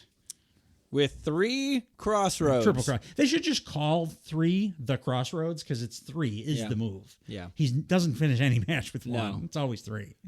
It's like the 3 Amigos or whatever. It is the 3. Just use the Cody cutter. Yeah. But whatever. It was awesome. It was. Again, Samantha Irvin like weeping as she's announcing Cody as the champ. It's like everyone loves it. It's exactly the right finish for the show. It was the every 10 years WrestleMania finish where every darling baby face that everybody loves. We said it on the first episode of this podcast. And it's got to happen, right? Because it's the 10s. Yeah. It's always on the 10s. It's always on the 10s. It didn't happen on 20. I don't remember what happened on 20. I think there was a gas leak, so I lost my memory. I don't remember. Maybe there wasn't a WrestleMania 20. I don't remember. Turnbuckle Time Machine for Fall Brawl 96. Chris Jericho and his opponent had a fantastic match. He wrestled apparently John Cena because there was nobody there. But Cody's in the ring. He celebrates with his mom. His Brandy gets in the ring. By the way, Brandy comes out with him to start. Where was Pharaoh? Yeah. What did you say? Having an anxiety attack? Because every time they brought him out, he'd be like, why is there fireworks and so many people? They lift him up on, they being Kevin Owens, LA Knight. Yeah. All the baby faces come out. Hoisted him up on the shoulders. Much like Bret Hart in WrestleMania 10. Cody gives his mother the world title, and I forgot about that. And you're just like, Jesus Christ, I am feeling feels that I haven't felt in a Carried long over time. to Raw, too. My Lord. I said this is a good way to check if someone is a sociopath. If you feel nothing at this point, call the police. And then Cody, he gets on the mic and he brings out Bruce Pritchard and Triple H. Yeah, Bruce Pritchard booed. Yeah, because he probably knew. Yeah, he knows. And then Cody hugs anyone that will accept a hug. He's hugging the cameraman and Corey Graves and the announce team and just I don't know, super happy way to finish. Probably the best pay-per-view I've seen, top to bottom. I don't know, decades. Yeah, it's definitely the best WWE pay-per-view for me. But Excuse me. For yes, me, yes. For me. But the best WrestleMania in like you said, probably 21. I don't even know if it's better than that or not. It was just great. It was great. Top to bottom. Even what wasn't great served a purpose. Yeah. We gave them a pass. It was an audible. But no, that's not the match I'm talking about. What are you talking about? The first nights. The one bad match. 1 star match. Oh, the brother match. The Usos. I wish they would put him in the Uso penitentiary so I don't got to watch him wrestle anymore. They should send him to Rampage. Well, it's perpetually airing, so and we never see it. So no, we'll get their work in. We won't ever see it. So we have to talk about Monday Night Raw now.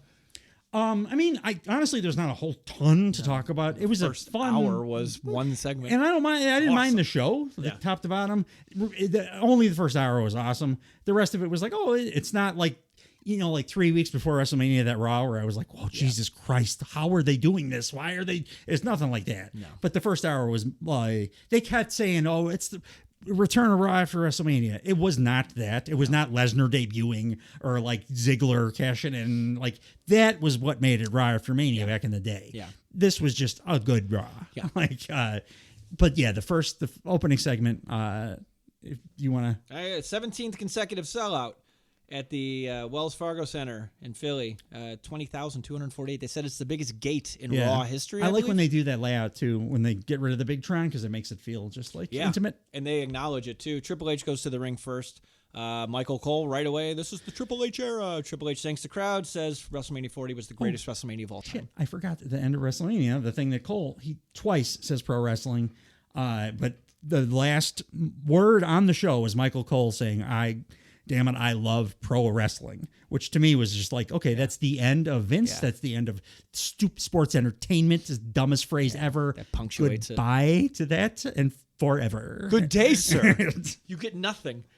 And there was Michael Cole also going, fuck you, Vince, you piece of shit. It's just nice that he looks like he's having a good time. Yeah. Now. Like he's laughing a lot. And he likes pro wrestling. Yeah. Who knew? Until this year. Yeah. So Triple H is in the ring the night after on Monday Night Raw. WrestleMania 40 was the greatest WrestleMania of all time by every single metric. Yeah, by metrics. Yeah. Did you see like what the total dollars were? Yeah. It's like 4 times more than last year or something. Yeah. They did okay. Then he intros Cody. Cody gets in the ring, gets "You Deserve a Chance." Triple H says Roman's run is one of the greatest in history. Yeah. So they get a nice pop. I'm really glad they because we like Roman. Yeah. We just do. I mean, he's super over, too. One thing they did not do is... I think he'll get to have his actual first good babyface run when he comes back, too. They mention it down there. Of course he's going to. He's going to go right after... Who the fuck knows, actually? There's like a plethora of people he can go after. Yeah. Set the gate. I said that. Triple H says that the guys in the truck made Cody a video. Can he give it to Cody? And Triple H. This was just, we want Cody to cry because we've seen him cry on TV a bunch of times in both companies. And of course he did. But then Triple H is like, I'm going to show it to everybody. And then Triple H, what you were saying, how the house was really small. They had like kind of the house show. It's like what they had at Survivor Series because they oversold the Allstate Arena. Which is always a cool look. Always, yeah. And overflowing with people and Triple H. Like they wheeled out that TV that you'd get like in science class in grade school. And he's like, hey, pardon like what this looks like. But substitute teacher showing you a movie because they don't want to work. Yeah. Yes, we did. They had no room, so it's just like a little plasma TV. And it's just a Cody hype video. And but it's like a rise above thing. Which listening to it today, I was like, I wish Punk and AEW would have risen above. Yeah. Because I'm still seething over that. But yeah, it was very emotional. Yeah, it was not bad. He gives a big hug to Triple H. Gets the "You Deserve a Chance." Cody lays the belt in the ring and kisses it. Yeah. Tearing up, and as he's about to say it, he starts tearing and goes, "So what do you want to talk about?" And he's losing the way he said, "What do you want to?" Awesome. It was like mid sob. So, what do you want to talk about? Yeah, and he got a massive pop. He asked Samantha Irvine to intro him again. You know what I want? Just one more time. He's like, I think I know what I'm going to ask of you. And she intros him again as the world champion. Says he came out the Raw after WrestleMania last year, and he laid out 2 years ago, and he laid out his dreams and goals, and he achieved those last night. he said, and then he started saying some weird shit. He's like, I've been told the altitude in Philadelphia is 39 feet above sea level, but I don't know, in the air here it feels a little thin. Don't be misled. I think it's because you and I right here and now are standing on top of the mountain. Yeah. He's going to be a politician one day. He for sure is. He says things like he's at a rally. Absolutely. Yeah. And like, he does stuff like with Samantha Irvin and with Michael Cole, where he's like always pointing out and thanking like the crew. Yeah. Like politician-y Absolutely. stuff. Like, 1,316 days. We don't have to like him, but I certainly acknowledge what he's done, and perhaps he's the most important superstar of our generation. Talking about Roman Reigns. Yeah. Crowd moments ago was booing Roman Reigns because that wasn't piped in, because now they're doing very loud "Thank you, Roman" chants. Yeah. It's like, let's get our production a little more and consistent. you got, once they got the Cody seal of approval to cheer Roman, Yeah. like, okay, our hero says it's okay. Felt piped, because I was watching people's did. faces. It I'm did a like, little no bit, one's but booing like- Roman Reigns. He said he's maybe the most important superstar of my generation, and I was destined to beat him. And then he goes into his why. He's like, people ask why I do this, and like he shows his daughter. Yeah, it's cheeseball Cody stuff. Lots of stuff about being the challenger. Now he's the champ. Each line gets a lesser and lesser reaction. I don't know if you noticed that. Yeah. It's like, all right, we get it, dude. Because it's We got it. You're the shit. and then there's got to be something else, right? It's like, what are we doing? I think they have a big problem here. I don't think people are going to buy this shit for too long. No, I think he needs to lose it almost right he's away. too likable. You can't be a cheeseball like that and the champ. No. He's proven you can be a cheeseball like that for as long as you want, Yeah. but you can't be on top. No. So you need to lose it right away. Nobody wants a winner that's that likable. No. We Yeah. need something to identify Yes. with. Yeah. So the thing that they went lava fucking hot for is The Rock comes out next. Materialized. Holy shit. Yeah. Out of his entrance. He's holding the People's Championship belt, which was given to him at the Hall of Fame by Muhammad Ali's widow. We get Rocky sucks chants, asshole chants, shut the fuck up chants. Huge boos for certain things that he said. Also, huge pops He because did the best job of diffusing a what I've ever seen in my life. now before we begin, what? The Rock came out here, what? To deliver flowers, what? To Cody Rhodes, what? And also say, what? That Philadelphia, what? Broke another record, what? For the largest gathering, what? Of trailer park trash. And even the crowd was like, you got me. They popped fucking hard for this. And I don't know what he said. I watched it 100 times back, but they bleeped out for a long time what he said. But it's something like, yeah, so chant it now, something. And He goes, said an F word, I "Well, know shut that. the fuck up, you Yeah. pieces of trash."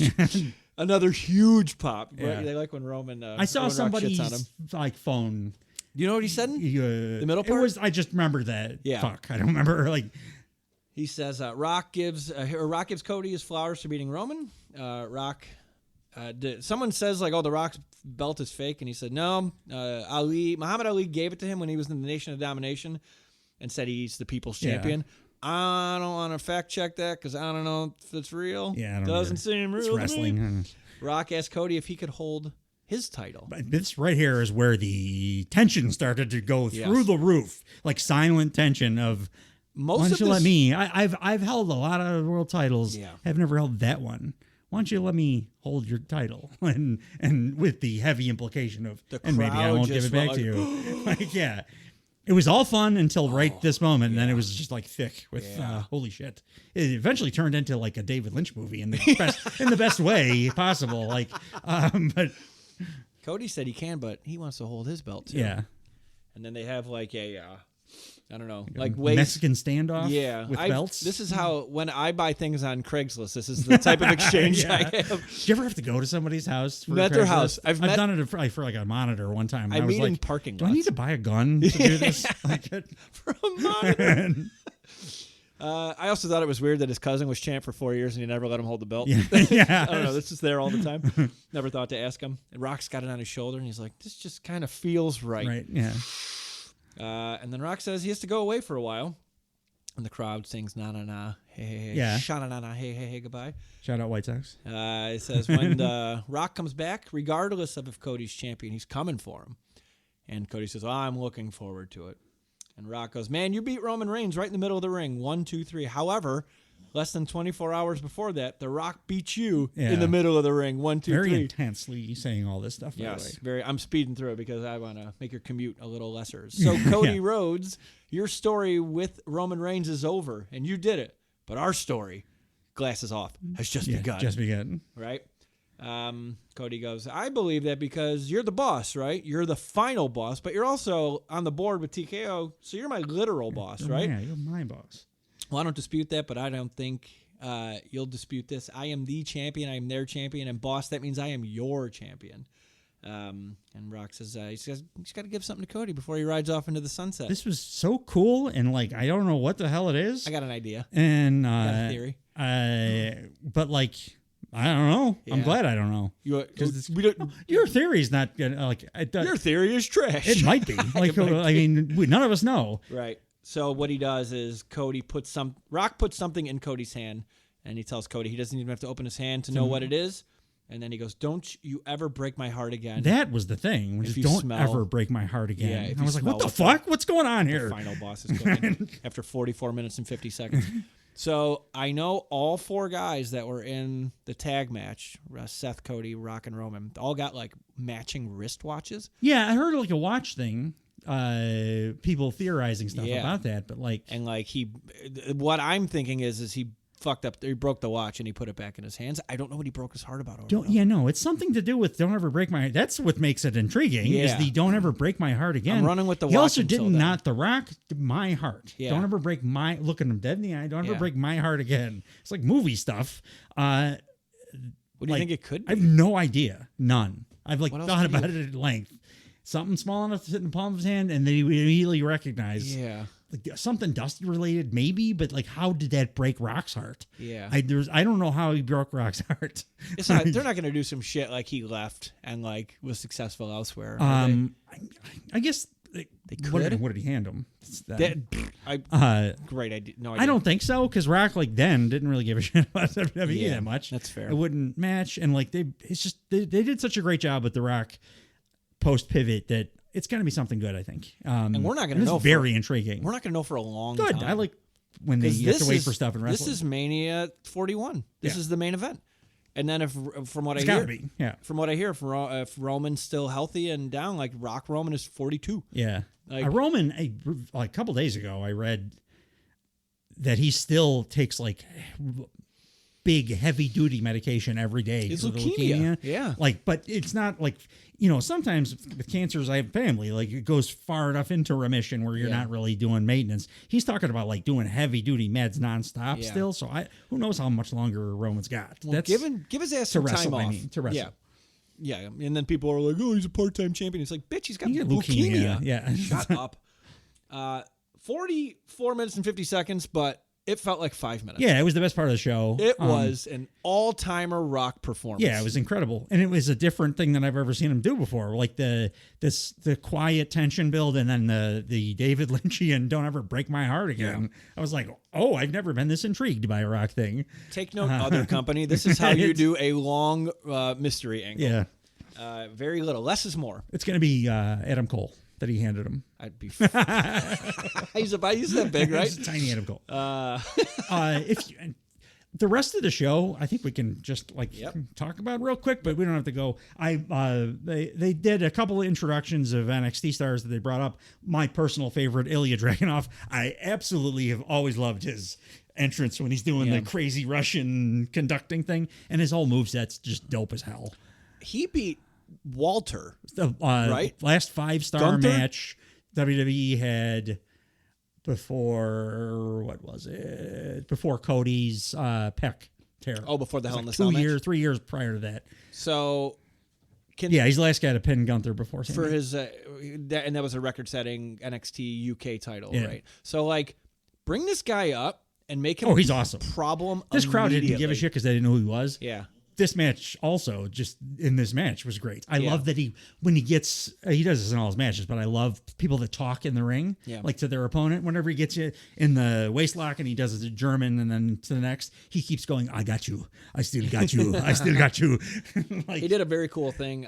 It's a very basic spot, but he does a power bomb and then he falls on the guy, like keeps his whole body straight, and then he just falls and like drops an elbow. Oh yeah, that's his finish. That's one of his finish. It's awesome. Yeah. It's like a forearm strike, basically. His finish is but like finish is not so hot. Well, that he's used his headbutt. Yeah, no, the headbutt is hit or miss because he does a flying head, but across the ring. Yeah. So it's hard to. But that I've seen him use that. I'm good with the elbow. The elbow That looked thing's dope a better as fuck. finisher. Because that like I've seen guys get knocked out in the UFC with that. My So, favorite like, thing he does is that the kick up thing where he gets knocked backwards, puts his hand down on the mat, and then with insane strength, propels his legs up and does a big Inzaguri-esque kind of kick. He's just really good athlete. He's really good, and he's got I live in a shack somewhere. Vibes. He does. He also has the Will Ospreay. I'm excited to be here and very enthusiastic vibe. Yes, which is my favorite thing in wrestling. Somebody that you could tell is really fired up to be doing it. I just don't want them to beat him a lot. Because if he's the last guy that beat Gunther, you got the two guys that have beat Gunther, keep them precious. Keep until, Brett and Sean. Keep on the opposite sides of the roster. I think Ilya Dragunov's he's so good though that just don't beat him. That's all. I wouldn't beat him, but I'm pretty confident he's going to do well. Yeah. Even though again, it's with WWE crowds, their expectation is we're not going to cheer you until the company shows us that this is a person I should care about. Yeah. So a lot of people just had no idea who he was, even though they were probably there for NXT pay-per-view a few nights prior. But that match was only because Tony Mamaluke or whatever. Well, it went 4 minutes and 16 seconds. He fought Shinsuke Nakamura, who is mentally on vacation. Again. Yes, absolutely. He was there to showcase. He's putting everybody Dragunov's moveset. The other call-up was what? Roxanne Perez? Roxanne Perez, who, she's pretty good, too. Again, got zero reaction. I'm not as confident that they're going to... Indy Hartwell? Yeah. 2 minutes and 45 seconds. They are done with Indy Hartwell. Fine. No, I don't care. But, every time I've seen her in the last several weeks, it's they're doing a thing. They're having a... Candice LeRae and her are having a... Hey, let's fight each other because we can't get along kind of thing. The Awesome Truth, the thing, my favorite thing post the Rock part, where Judgment Day all came out and in unison held their belts up because they're all champs now, and somehow snuck up behind him R-Truth, and he stuck his belt up in the midst of it like he's still in the Judgment Day. Yeah. The big comedy bit thing. He says, I brought the tag team titles back to the Judgment Day, which is hysterical because he beat the Judgment Day to win them. Says that, hey, I know you guys are really stingy about members joining, and then he's implying The Miz, and The Miz comes out, he's like, I don't want to join the Judgment Day, and you're not in the Judgment Day. Pulls him over to his side. Truth is like, I'm in the Judgment Day. The Miz dresses like he's on at a ski resort in the year 2235. I like that. That made me laugh. Balor challenges him to a tag team title match right now, and then Truth says they can't because there's only 3 of them. And Miz is like, what the fuck are you talking about? And he's like, are they talking about a real person and not little Jimmy? And he goes, me, The Miz, and the guy you can't see. They fucking buried the lead. Yeah. But it was a handicap match after break, so the 3 lower tier guys in Judgment Day against Awesome Truth and John Cena's bald spot. Yeah, and then John Cena, R-Truth, and Miz all did 5 knuckle shuffles and FUs. The Miz has no fucking clue how to do it. No, he can't do anything. And then they did a triple pin. It's just a fun, hey, John Cena's back kind of thing. The Miz is probably a good baseball player. He's so good at everything except wrestling. Yeah. How is the one thing that he can't do the thing that he does professionally? Why start now? Why start now? Did you know Bronson Reed exists? Because he was backstage telling us he won the Andre the Giant Battle Royal. Yes. We can move on. Rhea and Dom are backstage. Rhea tells Dom that he has to deal with Andrade because they were warming up to him and he betrayed them and fought them at WrestleMania. And when Dom walks out, Sully just shook his head like an I don't give a shit kind of way. As Dom walks away, we just see a chair fly off camera and hit Rhea in the back of the head. Yeah. Liv Morgan threw a goddamn chair. So that's going to be her next feud. Which I'm good with. Yep, very good with that. Sammy and Jay are backstage. They congratulate one another and do their little handshake they used to do. It was, the most interesting thing Jay Uso's done in several weeks. Yep. He did the character. I did have a note. He made me laugh with something. He said the thing a stupid way, and it made me laugh. I can't remember what it was, though. I don't know where the note is, so it doesn't matter. Continue. In the ring with Sami Zayn, he's celebrating his win. Imperium comes out, then Chad Gable comes out. We have an impromptu tag team match. And then they're trying to show some camaraderie between Sami Zayn and Chad Gable because that's where they're going. Because Zayn tells Chad Gable after this match, because Gable at WrestleMania said, "Hey, you owe me one, or you owe me a favor." It was the way he said, "My dog." It was very silly, and it made me laugh. Yes. That's why I had to go get my Oh, notes. very notes. And so during the tag match, whatever, Zayn and Gable won. Cain and Abel? Cain and Abel won. Oh, that'd be funny. Sheamus is coming back. Yeah, I was shocked by that. I was Return sure he was promo. done, but Yeah. that's awesome, yeah. Yeah, I'm very happy about that. Next, we get a squash match between Chelsea Green and Jade Cargill. This was even more just carbon copy of exactly what we've seen from Jade for her whole career. I'm fine with that. I get it. The only reason I keep saying it is because it's hilarious to me that they made a big point to say we have to send her to the performance center to prepare, and then she comes out and changes absolutely nothing. Not even her performance, not even her outside the ring stuff. Right. It's all exactly the same. Yeah. Which, like you said, fine. It was very over. It's the reason they signed her, but it was just very funny that they were like, we need to send you to learn how to do your exact same moves. I still think they planted a seed and it's just not ready to flower yet. Next was a number one contenders match between, it was a four-way, Drew McIntyre, Jey Uso, Ricochet, and Bronson Reed. The winner gets a crack at Damian Priest. Yeah, Drew cut a very impassioned promo. What happened last night was complete and utter BS. 5 minutes and 46 seconds. That's how long my moment lasted. So there's your answer. Yep. There you go. Some of you think that's funny. It's about 5 minutes longer than most of you last in bed, so shut it. Before I fly off the handle here, Seth Rollins, I want to tell you I might not like you all the time, but I respect you. You stood by your convictions. You went out on your shield. And we shared a moment only warriors know about, so thank you for that. But then that bondage undertaker, Damian Priest, screwed it all up. There's that. I'd say I'd wet your arse, but you'd probably enjoy that. It must be a foreign phrase. I don't get that one. No, I didn't know it either. Then he buries this. The money in the briefcase is a joke. It's a freaking joke. It cost me a world title twice. It cheapens everything Seth did. I see why he would say that for sure. Yeah. It cheapens everything I did. Cheapens everything Seth did. You stole that from me, Priest, and I'm coming for you. You're nothing but a transitional champion, and after tonight, that belt belongs to Drew McIntyre. He didn't cause the finish. The one who caused all that was that prick CM Punk, and then a huge CM Punk chant. And then when is Clash? Clash of the Castle? Let's see. Clash at the Castle 2024, June 15th. Okay, so that's when he's going to take it back off of Priest, I assume. Absolutely. He keeps talking shit about to CM Punk until Jey Uso's music interrupts.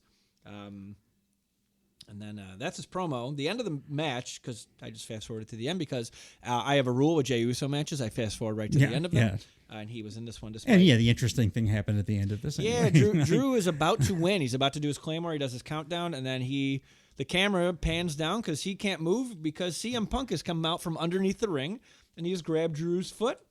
And CM Punk's holding up two fingers. As he's doing it. I got you twice. Again. Yes, break. He's healthy. He's ready. Yeah. Or very close to it because they wouldn't have him doing all this physical stuff. He's not shy about posting his progress on Instagram. Let me see him curling, and then I'll be, or doing tricep extensions. Don't. And then I'll be happy. Keep working us. Let us think you're her. Or no, whatever. but he's not working. If you go on his Instagram, you see him in physical therapy. Do that and pretend it's one thing and make it another thing. Lie to us. I want to be lied to, and I want to be surprised. I also want we need something to be the thing. Yeah. And Drew Punk would be a nice thing to be the thing right now. That's the two characters that I'm most interested in, probably already, but especially now that Rock's gone, those are the two that I want to see. So really quick. Of course, you could just do promo battles for a month. I'd be fine with that. Jey Uso hits a spear and an Uso splash. He's the number one contender. I believe he's fighting him next week. Yeah. Sammy Uso. Oh, that works. Sami Zayn is fighting Chad Gable next week for the Intercontinental Championship in Montreal. Yeah. So that's going to be a banger. So a big problem they have right now is their two biggest feuds are undoable at the moment. It's Rock and Cody. Rock went away, and then it's Drew and Punk. I'm not sure that's not doable, man. You don't put, especially WWE. They're very cautious about that shit. Yeah, they don't let you do anything physical unless you're ready to go. There's probably different benchmarks. If it was AEW, I'd be he's close or whatever. Well, if it was AEW, he'd be wrestling the day after he tore his tricep. Get out there. They do not let you do it. 18 people there. And got to entertain these fuckers. If there's any chance of re-injury, they don't let you do anything. Right. So I think he's healthy. Yeah. So I think we get that feud right now. I hope you're right. Yeah, because it's going to be Well, no, we're not because he's going to win a Clash at the Castle, and then they'll do it. All be linear. That can be going on the whole time, and then like you can win the title within another feud. You can have multiple feuds happening at the same time too. Drew just did. What are they going to do? But what are they going to do with Priest until he drops it? They're not just going to like make him like a lame duck champion. They got to do something with him. I would put him in the ring a little bit more, and because it's like he's got a good moveset. His matches are okay. Well, I like his solo stuff. If you let him be real strong, book him against some smaller guys, build him up a little bit. But like he's the only guy that doesn't have like an established feud right after WrestleMania on the entire show. Yeah, which is wild because he's their champion. Yeah, they'll do something with it. I mean, I trust. Can't believe I'm saying that, but I trust that they'll come up with something decent. They have earned trust again. Yeah, people not again for the first time because it's Triple H. Vince only lost trust over 30 years. Yeah, they have earned forgiveness. Yeah. So that was a sprint through WrestleMania and Monday Night Raw. Well, no, I was sprint through Raw because we wanted to talk a little bit more about Mania, which I'm sure you guys wanted to hear more about. Go check out the AEW. Hang on 1 second. Oh yeah. I was gonna have you not pick it up yet since it's like not even cut properly. But and I thought like the sand stuff down. But Dave's the inaugural bragging rights pick champ. Although I don't know how much shit I would talk considering the final score is 4-2. Yep. I believe he didn't do great. I believe in the MLB playoffs you have to win 4 to become world champions. So. But you don't get like 30 opportunities like we had. You get 162 to win 4 days. Anyway, check out the AEW pod that's dropping the same time. We got a lot of great wrestling coming up in the days to come. Thanks for joining us, as always.